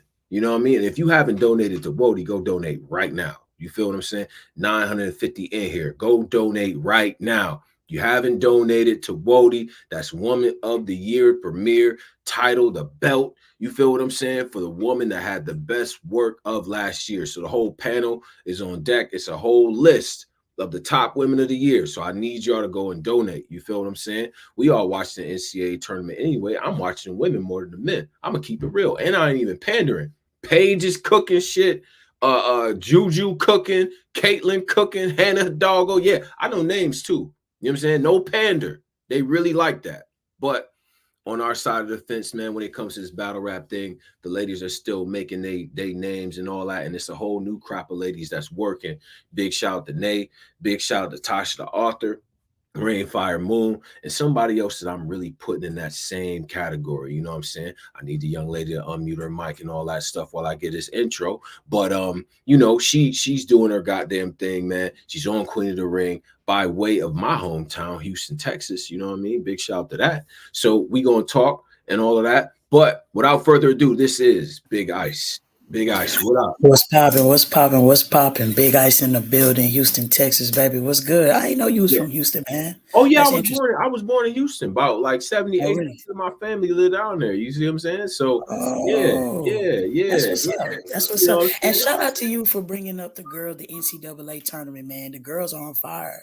I'm happy to see these girls cooking, man. Like I used to hoop myself, like, you know, back in school and stuff. So, you know, seeing the way it's elevating right now, it's crazy. Like it's crazy the level it's at right now. So, and they got the storylines. They got Paige just came back. She tore her ACL last year. She cooking now with UConn. You know what I'm saying? And I'm watching it. And, you know, I'm a girl dad now, so I watch it with my kids. You know what I'm saying? Yeah. While Juju hooping, for some reason, my baby want to punch the air. While Juju hooping, I'm like, okay, I see what's going on. It's that age. It's that age. It's okay. Yeah, she love it. But nah, give them the introduction and everything. Who is Big Ice? You got the ISO. Man, Big Ice started battle rapping 2 years ago from Houston, Texas.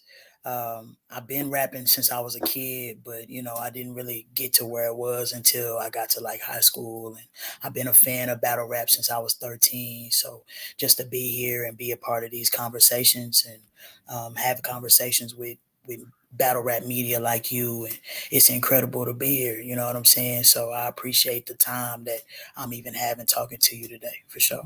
Yeah, no doubt. And it's definitely an honor to have you here. You representing that new cloth, that new lineage of the ladies and things like that. And you know, I gotta start off with Houston, man. Houston is Yeah.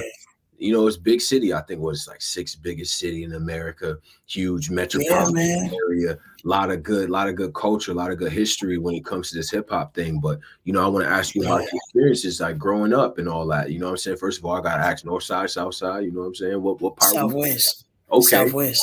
Yeah, I okay. was from the Southwest side, A-Leaf, to be exact. I mean, I lived in Missouri City for a little bit, and Mhm. I was born there, but most of my time in my adolescent years I spent in A-Leaf. So shout out to the Southwest SWAT all day, baby.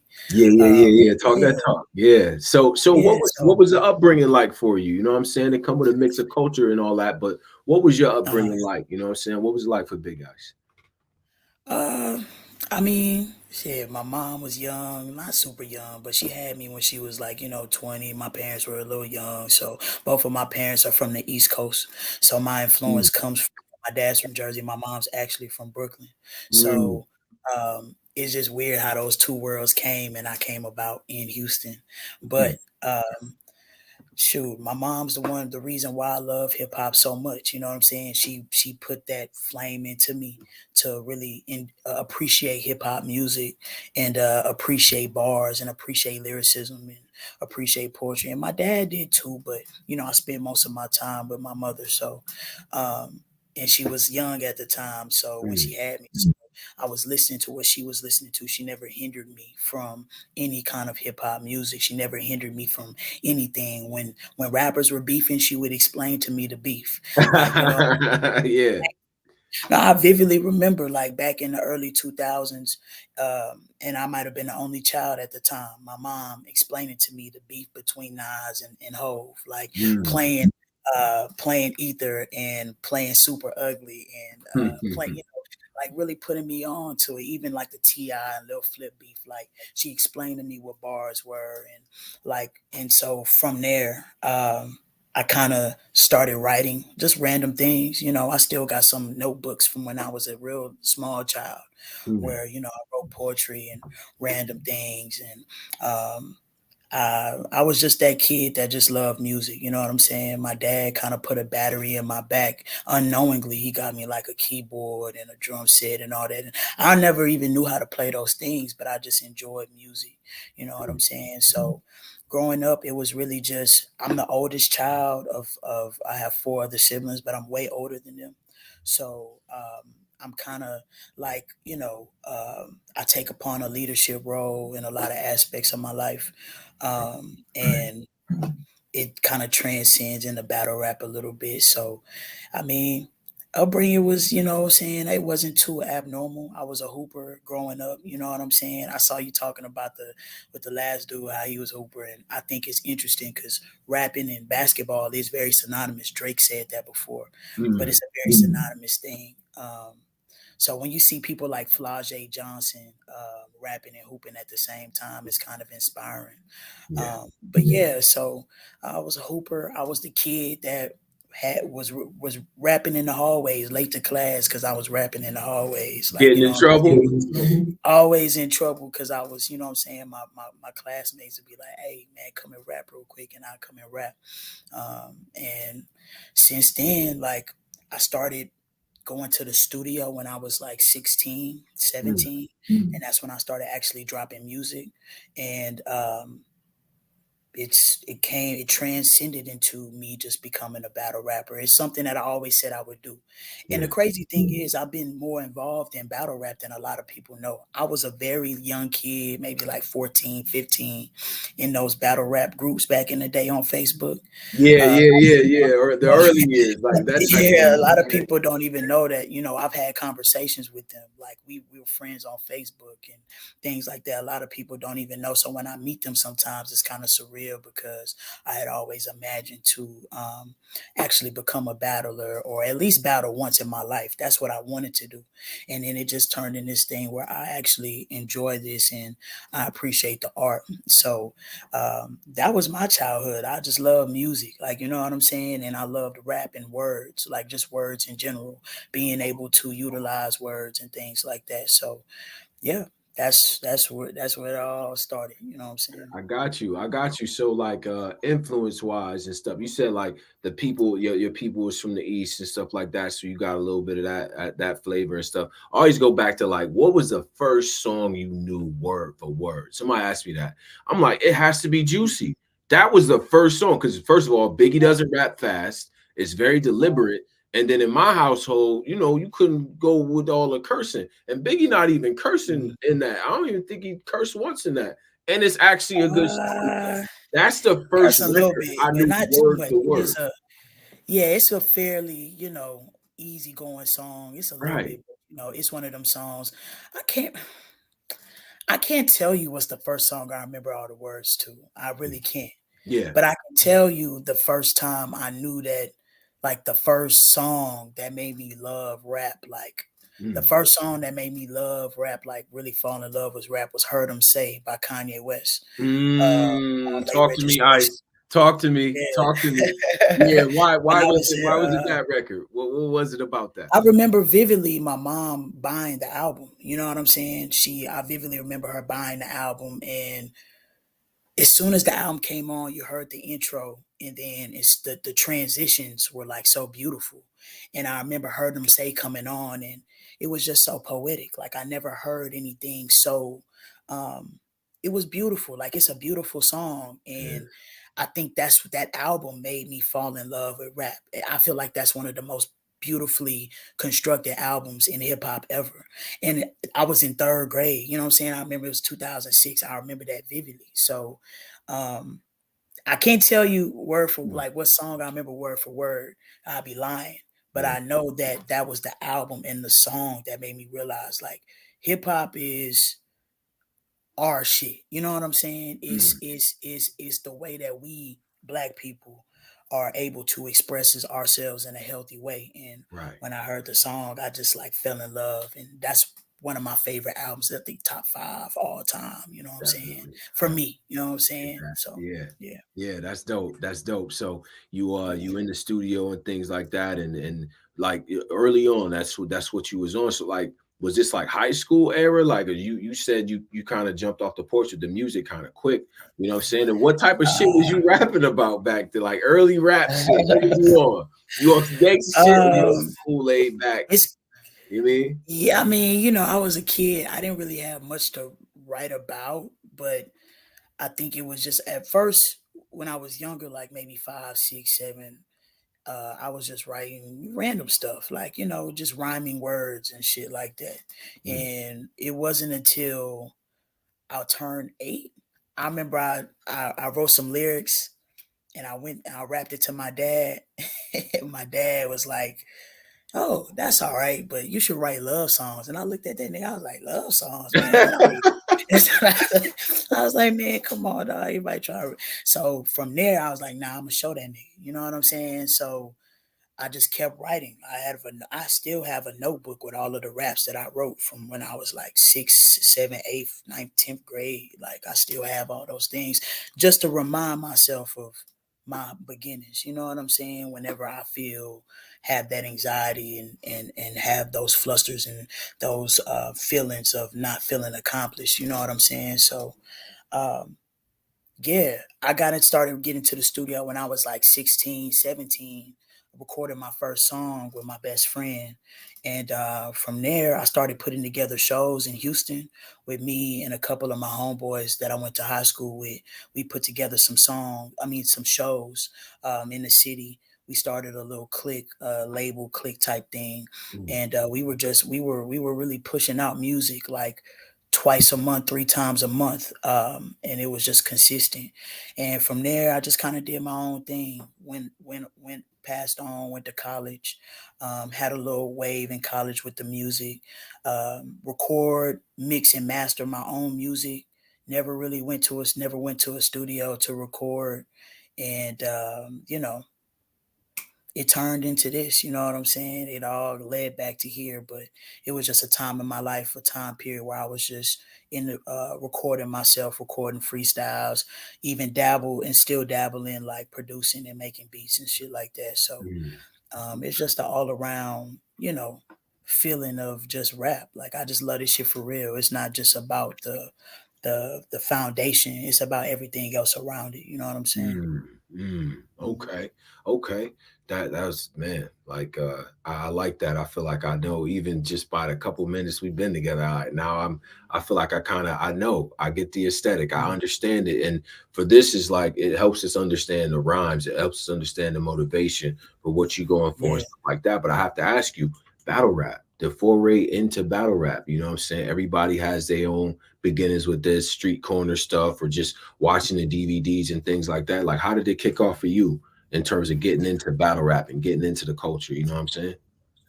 So I know my dad had a couple of Smack DVDs back when I was younger, but I don't remember them vividly. But you know what I'm saying? I do remember him watching them. It wasn't until I turned like 13 where I started like watching A-Hat. And then after that, I started watching We Go Hard. And it's ironic that you asked me that because I just text Steams the other day and was asking him about one of the battle rappers back in the day named P. Gotti. But I used to watch P. Gotti, Blue York, and a few other dudes from back in the day on We Go Hard. Then I started watching URL. Then I started watching Queen of the Ring. When Couture went viral for her battle versus Miss Pac was when I started watching Queen of the Ring. And from there, I learned about the community of battle rappers on Facebook. I don't know how I did, but I found out about it, started getting into it, fell in love with Charlie Clips. He became my favorite battle rapper, and I just fell in love with it. Like I just remember like wanting to even trying to be a blogger. Like I just wanted to be a part of the culture in some kind of way at that time. Like I used to just watch. I was looking at some videos, some battles from like 14 years ago. You know what I'm saying? And I seen 13 years ago, and I seen one of my old comments like from 13 years ago on an old battle. So it's just one of those things. Like I had just watched it one day and randomly on YouTube, and when I was a teenager, and just fell in love with it. Like just fell in love with the way people put words together, and just the art and the words are truly an instrument. You know what I'm saying? And being able to get your point across in a figurative way is just beautiful to me. So I think that's what made me fall in love with battle rapping. Just the culture around it. Like it's so it reminds me somewhat of like the Harlem Renaissance. You know what I'm saying? Like it's a small group of people pushing the art. You know what I'm saying? In a Right. collective way. Yeah. And everybody got their own niche. Whether you're a blogger, whether you're a battler, whether you're a league owner, whether you're a manager. Now we have managers. You know what I'm saying? It's an ongoing thing. You know what I'm saying? So I appreciate every aspect of it. And man, I just been watching it since then. Like, you know what I'm saying? I'm Now 20, 27 now. So watching it is one thing, but then saying I'm gonna jump in the ring, whole different can of paint. You know what I'm saying? And I like to get the origin stories. Was it like, yo, like they rapping over here, Ice, what up? You know what I'm saying? And even the name Big Ice, you know what I mean? Like, was that like a basketball type thing and things like that? But I want to know the origins of, when you decide to jump off the porch and really get in that arena. You know what I'm saying? Like, how did that go for you? So like 2 years ago, 2021 to almost 3 years ago, I don't know. I stopped watching battle rap for like a couple years. I don't know why. It might have been because of the COVID era. I stopped watching it for a little bit. But then I started watching it again. And I think I was watching Prestavia, or I don't know who I was watching, but I think I was watching Prestavia. And I was like, oh nah, like she's fire. Like it inspired me on a different level. You know what I'm saying? Because I was doing music, but I kind of wanted a different outlet. You know what I'm saying? I wanted a different way to get my shit off. And I wasn't really I couldn't with music, I felt like I wasn't getting what I wanted out of it. You know what I'm saying? Yeah. So I wanted to switch avenues without giving up the passion of writing. You know what I'm saying? And I started watching battles again. And I just randomly one day wrote like 3 rounds. Randomly. Like one day. This is way before I even got into the ring, just randomly. Like wrote 3 rounds. And what happened was I started looking on Instagram for battle leagues. This was in 2021, like around September, October 2021. I hit up Houston Barcode. I hit up Queen of the Ring. I hit up Verbal Warzone. I hit up all of these leagues. She Go Hard, We Go Hard. And I didn't have no footage. So I said, I don't have footage, but I have music. So I sent them my music.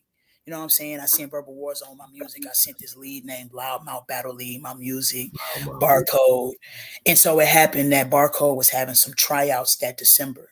That battle never actually was on YouTube. So I don't consider it my first battle, but we had a tryout. You had to pay a fee to try out. I tried out in Houston. And from there, I had a battle lined up in February of 22. That was my first battle versus Queen Pen in Houston. And then I had a battle versus a guy named Renegade on Loudmouth League in San Antonio, Texas. And my third battle, by the time I was at my third battle? No, it was like my 4th battle, I think. That's how I ended up on We Go Hard. She Go Hard. Against the boy Clip is well, that was Verbal Warzone, but it was yeah. But shout out to Clip. Yeah, you know, he's with the Army. Yeah. So that's where it started. Now, Big Ice, everybody has questions about this. Let's talk. That's my God-given name. You know what I'm saying? So there is no me getting that off the block or off the street. My mama calls me Ice. You know what I'm saying? And people like, oh, you got to battle Head Ice to get the name and all that. No, I don't. This is my God-given name. You know what I'm saying? And this is the name that, you know what I'm saying? That's me. So, you know, it's not that I didn't get that from the streets or, you know what I'm saying, from pushing dope or nothing. That's me. That's my name. You know what I'm saying? Like, you know what I'm saying? That's what it is. It's not one of those. And I got a lot of nicknames, but, you know, Ice has always been my name. So that's what they call you around the way. That's what the family call you. You can ask anybody. I can call my mama right now. She gonna answer and say, "What's up, Ice?" You see what I'm saying? Like it's just one of those things. So, and you know, I'm big. I've been big my whole life. I was always the tallest, always the biggest. In 5th grade, I was 5'4". You know what I'm saying? 5'5". I was bigger and taller than the teachers, the students, you know what I'm saying? So I've just always been big, you know what I'm saying? So Big Ice, it fits me, you know what I'm saying? Fit my personality.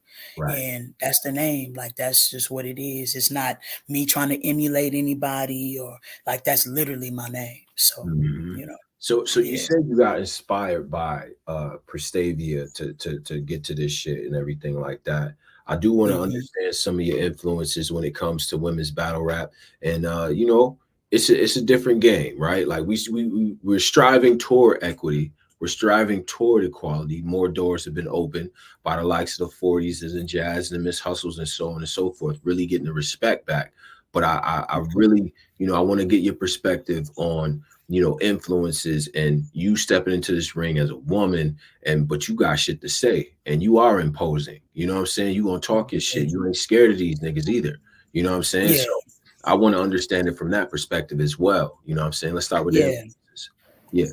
So my first influence, my favorite female battle rapper is actually Couture. I feel like she doesn't get enough recognition. You know what I'm saying? Like you have those pioneers, and she's a pioneer of female battle rap. I don't feel like she gets a lot of the credit for that. And not saying she started female battle rap, but if we're talking about female battle rap on the internet, we're talking about the biggest platform. Like Couture did that single-handedly by herself. Of course, you had people that came after that, but I feel like Couture really took female battle rap to a different level when she battled Miss Pac. And in my opinion, she's arguably undefeated. I feel like she just doesn't get enough credit. So she's always been my favorite. Then after I discovered Couture, I got into Hustle. And I love Hustle. You know what I'm saying? She was one of my early influences. Then Jazz. Jazz was one of the ones that I like watched. Like she first started when I first started watching battle rap. You know what I'm saying? And then Shayna, and it kind of just went down a trickle down. Like I just started to get to know everybody. Then it was 40. Then I started to fall in love with Tori Doe. You know what I'm saying? So it was just little moments where I was still discovering battle rap. So I had a different favorite at each time. But if we're talking about my favorite female battle rapper of all time, I have to give it to Couture. Like the way that she presents herself and the way she articulates herself, her pen is just something that I've always been impressed with. You know what I'm saying? She doesn't have to do too much to get her point across. So, yeah, I mean, those are my early influences. And then as time went on, I started watching more like We Go Hard. I started watching See the Boss. I started watching Nina Cruz. I don't know if you remember Nina Cruz. Yeah, I remember Nina. Yep. Remember Nina. Yeah, 8R14. It was a wave of new girls at some point. Like, you know what I'm saying? Early KCJ, like when I think KCJ came out like 2014, 2015, somewhere around there. That's when you know what I'm saying? That's when my eyes started to open up to it. And I became very impressed. Official, you know what I'm saying? All of those. So, and it's an honor to now be in the same space as these people, even Don Layton, like, it's an honor to even be in the same space. Like it's different when you my slogan at the end of my rounds is went from a fan to a god. What a transition. Like I'm genuinely a big fan of battle rap. So I'm not biased like a lot of battle rappers are because I take being a fan very, very personal. You know what I'm saying? Being a fan of the culture is bigger than being a battle rapper for me because this is a true art, you know what I'm saying, for all of us, the fans, the battle rappers, and all the people that enjoy it. It is literally the beginning of rap, you know what I'm saying? Battle rapping, like it's the beginning of that. It's, so yeah. Yeah, about 1,000 people in here too. Shout out to all of y'all for being in here, man, for pulling up, man, and learning. You know what I mean? The new battler spotlight is a big deal for me. Definitely one of my projects that I wanted to get to this point. So I'm humbled by that. You know what I'm saying? Now let's talk about, because you run the circuit, the Houston barcode stuff. You still do the on beat stuff too, which I think is dope. You know what I mean? Like there's a lot of MCs that can't do both effectively. Yes, I was just thinking about that the other day. It's a lot of new battle rappers that have never even stepped in a studio, you know what I'm saying, and never even recorded a song. And honestly, I think a lot of people might not like this, but I think it kind of your credibility for me is kind of off when you haven't been in that space. Talk to me. But you know what I'm saying? It is what it is. We're in a society now where everybody wants to dabble in everything. You know what I'm saying? Even without experience, which is cool. But I do feel like you gotta be in the studio. Like it had to have started from somewhere. You know what I'm saying? We got a lot of, even though I am a fan that became a battle rapper, I was always a rapper. You know what I'm saying? So right. I think that takes your craft to another level when you're able to drop a 16 or when you're able to go into the stand on a camera and do a cipher, or you know what I'm saying, somebody turn an instrumental on and you freestyle. Now you don't have to, but I think it does make a difference and show your capabilities as a rapper truly, and not just emulating the people that you see. You know what I'm saying? Right. No, that's real. We have a lot of emulators in the game right now. You know what I'm saying? A lot of people that's just acting like other battle rappers, and that's not what it should be. Everybody has to have their own style. Everybody has to have their own. So I do think that there has to be some kind of separation. But everybody's having fun. A lot of people look at it as fun, but a lot of times when it comes to competition for real, like you have to be one of them. We have to be well rounded in every aspect. I remember when battle rap was kind of like the pipeline to getting signed. You know what I'm saying? Like getting signed or getting labels to recognize you. You know what I'm saying? But like you got the Meek Mills, the Cassidys, J Mills. You know what I'm saying? So on and so forth. So I think that we are dealing with a lot of people that just like to have fun with it, and that's cool. But it does, we can tell. You know what I'm saying? We Yeah, can yeah, tell. yeah. We could tell. We could tell. Now, We with can you, tell. you're now a part of Queen of the Ring, which is the premier league for, especially for the women's battle rap, right? And this is competitive. Yeah. Now, you in the big leagues, man, and it's Yeah. different. It's a different Mhm. type of microscope. First of all, how did you get connected with that? Shout to Veg, shout to Babs and Debo. But how did you get connected with Queen of the Ring? And do you sense now, is there a sense of urgency that you have when you approach battles? Is there a sense now that it's like, I can't fuck around no more? You know what I'm saying? Like that type of shit. Like talk to me about that, your psyche going into it, and kind of your mantra as you build and sort of get that competition. So it's literally me going into Debo's DMs and sending him the couple of battles that I have and saying, "Hey, I'm an up and coming battle rapper from Houston, Texas. I just need an opportunity." Mm, And you know what I'm saying, to be on your platform.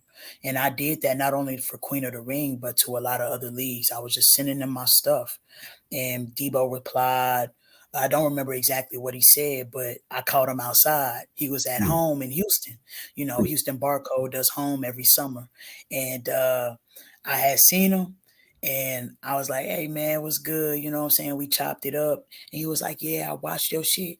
And I gave your information to Babs and we going to be calling you soon. mm. And I didn't really believe him. I didn't You believe leave that he was. yeah. You know, I've learned in business, you can't really take people's word that you don't know. And at the end of the day, like, you know what I'm saying? I could have believed it, but you know, I wasn't where I was on a mission. Like it was either going to be Queen of the Ring or whoever was going to give me an opportunity and it made sense. You know what I'm saying? But I was coming from nothing. I had nothing to lose. You know what I'm saying? So I just wanted to be on bigger platforms. So I hit up Debo. I think Babs called me a couple months later and shit, Babs was like, we want you a part of Queen of the Ring. We rebuilding. We're doing this. We're doing that, and we want you to be a part of it. And I've been under Queen of the Ring for a year. You know what I'm saying now. So that's where it started. You know what I'm saying? Shout out to Queen of the Ring. Yes, it's the number one platform for female battle rap, and it will be. It'll always be recognized as the place where it started. You know what I'm saying? Not that it's the first place where the first female battle rap ever happened, but it was the first platform. All of the female battlers that we know of and love today came from Queen of the Ring. And we all, as a culture, despite how y'all feel about Debo, despite how y'all feel about whatever, like you have to respect it. You know what I'm saying? Yeah. And that's what it's about. It's not about being liked. It's about being respected. Yeah. And you have to respect it. You have to respect the fact that Jazz and the officials and the Casey's and their pipeline was Queen of the Ring. And Mm. that's just what it is. And let's get to this because, man, you first of all, you see the brand, you know what I'm saying? You see the brand up here. That I like that little fraternity divine nine joint that you did with LS. I'll be honest. Yeah. I said, oh, she talking I that didn't shit see what today. you repping. What you repping? Oh man, Omega Psi Phi to the day I die. Yeah, yeah, yeah, yeah, yeah. Oh, you a Very Q right dog. there. Yeah, yeah, yeah. Ah, Yeah, yeah, yeah, yeah. that's what's up. That's 2006, what's you up. know what I'm saying? Things of that nature. I'm not a part of any sororities though. Yeah, So but you kind of snapped with that one. I ain't gonna lie. I said, "Oh shit, she talking that shit." Okay, but yeah, yeah. uh, so Queen of the Ring is very competitive, and there are a lot of women on the court. I like to know who needs to have a conversation with Big Ice. Who would you like to battle? What's up? We can do call outs. It's over 1,000 in here right now. So let's get to Hey, it. first of all, I want to say first, I want everybody, but if you want me to be specific, I Yeah. need Tato. I need to get Tato the fuck out of here. Oh I need to shit. get J Love the fuck out of here. I need to get Caution with a K the fuck out of here. Oh. I need to get Rock Lee the fuck out of here. I need to get Oh. Rain Fire Moon the fuck out of here. I Oh. need to get Aeon the fuck out of here. Oh. There's a lot of people that can get the fuck out of here. I'll be honest. I'm gonna be honest. Everybody can get the fuck out of here. This is my shit right now. You know what I'm saying? So everybody can get the fuck out of here. That's how I feel because I put in a lot of time. The time is now, though. You know what I'm saying? I put in the time. Now the time is now. So anybody can get it. You know what I'm saying? I want everybody to get the fuck out of here because it's bigger than what they think it is. Like I've been quiet, you know what I'm saying? I've sat back and done, being humble and played the back seat. Now it's time to hop in the front and do the dash. You feel what I'm saying? Wow. So Wow. yeah, everybody can fucking get it. Niggas, bitches, whoever, dogs, Oh, cats, you don't. birds. Domestic violence too. Okay, I like it. Now, It don't matter out of what those it is. names that you named, who you feel like would be the most, the matchup that you really have to get in your bag for? You know what I'm saying? Out of the names that you listed, you know what I'm saying? You said Tato, Caution, so forth. Like, I think just because people have a lot of respect for Caution with a K, I always do that because I don't want anybody to think I'm talking about Lady Caution. Shout out to Lady Caution. I think because she has a lot of people behind her and she won Rookie of the Year last year, there's a lot of expectations behind her. But I think a lot of these girls are beatable. There's only a few girls that are beatable, to be honest. And I watch battles all the time. There's only a few girls that are actually beatable and actually girls that have been recognized on these platforms that are beatable. Like I can, you know what I'm saying? I'm not going I ain't gonna get too deep into it because I don't want nobody being pissed off. But as you a think fan, certain people are overrated? You think that the oh yeah.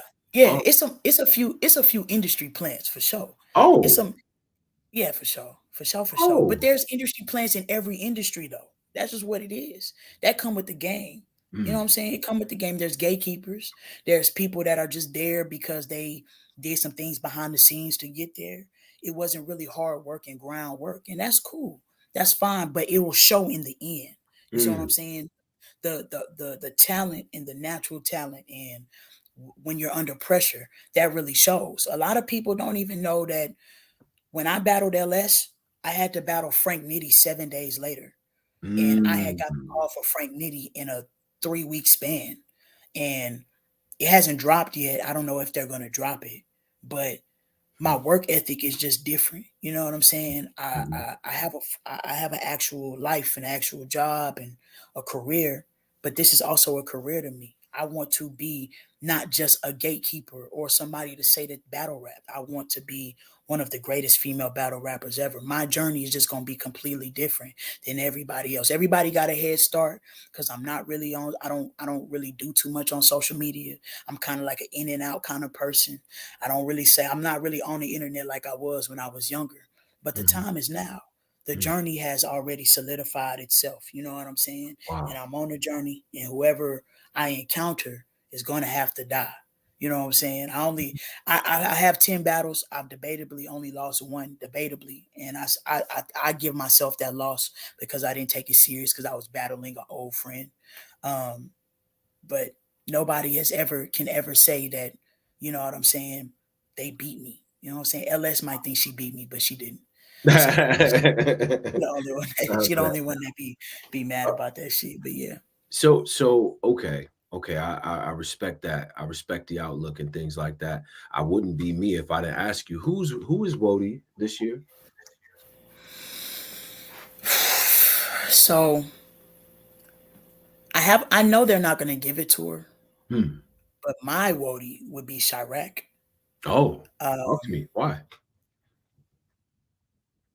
I feel like I was more excited to see Chirac than anybody else. I was excited to see every Chirac battle. I love jazz. I love hustle. Love coffee. And I was excited actually to see coffee. Do I think they're going to give it to coffee? I don't think so. I think they're probably going to either lean toward hustle or jazz. They probably are going to give it to hustle. My Wody is Chirac, only because I was very excited every time I seen Chirac. I wanted to hear Chirac rap. Chirac and Tony Blanco had the best female battle in 2023. In my opinion. And I think me and LS battle comes after that. Talk but your talk. It Okay. didn't get them as much recognition as that battle because of, you know what I'm saying, the platform. Yeah. But Chirac was my Wody for 2023. And I did donate, I did vote, and I do need to do that again. However, you know, I know they're probably not going to give it to Chirac because she hasn't got there, but for her to be the new girl, one of the new girls, She just came out like 2-3 years ago, I think. I think she might be with my class or the class right before that. She dominated last year. You know what I'm saying? Like booked and busy. It was actually very beautiful to see. It kind of reminded me of how when Prestavia first got here and caught wind. It was Prestavia out of everybody in Prestavia's class. I think J Love is a part of Prestavia's class, and there's a couple of other girls that are part of Prestavia's on a different level. Like you know what I'm saying? Like to be a part of Sue Surf's camp so early in your career says a lot. You know what I'm saying? And Chirac, just the recognition that she's gotten, and she's only been here. Chirac's only been here, I think, 2.5, maybe 3 years. She hasn't been here that long. She did her numbers, so she's my Wody. Like as a fan, that's my Wody for sure. I respect it, but I feel like they're gonna give it to Hustle because Hustle did deserve it. I feel like I was more intrigued with Hustle's battles than Jazz's battles. I wish Jazz would have battled more women and Hustle too. But I feel like I was more excited to see Hustle's battles this year. And I liked her battles, her content more. You know what I'm saying? Okay, I could dig it. I actually seen her battle Capo Bravado in person, and she whooped that nigga. Yeah. I was like, damn. Yeah. So let me do this then. I'm gonna give you the ISO and things like that, so you can tell people about your upcoming work, how to follow you, and things like that, and what battles they should watch to get in tune with you. You know what I'm saying? I think that's important as well. But before I do that, who do you got in this tournament? What's up? What's up? Talk to me. Who you got NCAA tournament, man? Who's winning? Who you rooting for? I can't turn my back on Don Staley ever. So I have to give it to South Carolina because I feel like last year they got cheated. I watched the game. I feel like the refs didn't like Aaliyah Boston. So, you know what I'm saying? They wasn't blowing the whistle last year. But I think that she's going to win this year. However, I really like Angel Reese. She got that dog in her. I like her. Too. Like she got that, like, you know what I'm saying? She just got the energy that I like. You know what I'm saying? I like LSU's team as a unit. You know what I'm saying? So I would want them to go on and win. I don't know if they will or they won't. I think Caitlin Clark has already proved herself. So I don't know if she's going to win. But I know South Carolina is prepared to whoop Caitlin Clark's ass. And so shout out to South Carolina. Shout out to them. Shout out to them, man. You know what I'm saying? So yeah, who you got? Man, I really like that UConn team. I ain't gonna lie. I like UConn. I rock with Paige heavy. I don't think Juju got enough help to be like that with it. You see what I'm saying? I like that UConn team a lot though. But I'm not mad at LSU either, man. And the more they hate on homegirl, the more I like her. I don't care. I'm that type of way. The more they hate on Reese, the more they hate on her, the more I just like her. Like she and Caitlin Clark are responsible for changing the game. Absolutely. They changed by themselves. They literally made it. They opened the doors for money to be made, and women don't get that opportunity. So I have nothing but respect for both of them now. Sometimes I don't like Caitlin Clark. I feel like she's a little too cocky, but you know, that's just the game. You know what I'm saying? I'm proud of women being able to make millions of dollars. Period. You know what I'm saying? It's unheard of. So and it's South Carolina product too. It's like, yo, I'm watching they shit more than men. I'm like, listen, they got the storylines, they got the teams, I didn't even know. And the ladies stay for longer. So they teams is nice. Like the team is fire. You feel what I'm saying? So I fire. The transfer portal is a fire thing. I love that they have the transfer portal available for people to move around so people don't get stuck and become bust. You know what I'm saying? So I'm really proud of the way that Angel Reese and Caitlin Clark and Flau'jae and Juju Watkins and all those girls, they really changing the game. And that's just a symbol for women changing everything in the world right now in America. I think that's just a symbol. It's just a symbol for everything else that is coming together for women. More money, more opportunities, more, you know what I'm saying? Just becoming what people didn't expect us to become. You know what I'm saying? So even in female battle rap, we see it in female battle rap. Hey, we looking at it. More That's people real. are falling more in love with the women. So far in 2024, the girls, in my opinion, the girls have had more battles so far, better battles, better performances this year than a lot of the guys. Now, a lot of guys don't really talk about it, but a lot of these girls are writing better quality bars than the guys. Like it's so that's a symbol for everything. You know what I'm saying? So yeah, I like that. I like that. Now, give them how they can follow you. Give them 3 battles to go and watch, and we off to the races. All right, it's on you. BIGICE in the building, Ice the Body in the building. Shout out to Houston, Texas, Southwest A-Leaf, Texas in the building. Y'all can follow me at LUVBIGICE. Love Big Ice on all platforms. Go check out Big Ice versus LS on Houston Barcode. Shout out to Houston Barcode. Go check out Big Ice versus Jay Gray on We Go Hard, She Go Hard. Shout out to Steams. Shout out to your boy Clip. And go watch Big Ice versus your boy Clip on Verbal Warzone. You know what I'm saying? Those are the best 3 battles I can tell you that will define me and make you fall in love with me. So hopefully y'all go check it out. And that's it. Big Ice, baby. Hey, you always welcomed up here. Appreciate you coming up here, telling Appreciate your you, story Tone. and things like that. You know what I mean? And we in tune, all right? Big salute. Appreciate you, Tone. Take care, man. Appreciate no it. doubt, no doubt. Houston, Texas in the house. That's Big Ice, y'all. Go check her out, man. She do her goddamn thing. Big shout out to everybody that's here, man. Over 1,000 in chat. Definitely appreciate it. If you haven't already, follow Black Compass Media on YouTube. Do me a favor and do that if you're in the Twitter streets and all of that, right? If you watch it on YouTube, follow us on Twitter. All right. So that's how we're going to do this. But 1,000 in here. New Battler Spotlight, Tone Bro, Black Compass Media. Don't go nowhere. You know what I'm saying? We're going to get everything going with the shows and all of that. And stay tuned for more of the content. You know what I'm saying? So I'm up out of here, man. Black Compass Media, Tone Bro. Big salute, y'all. Peace.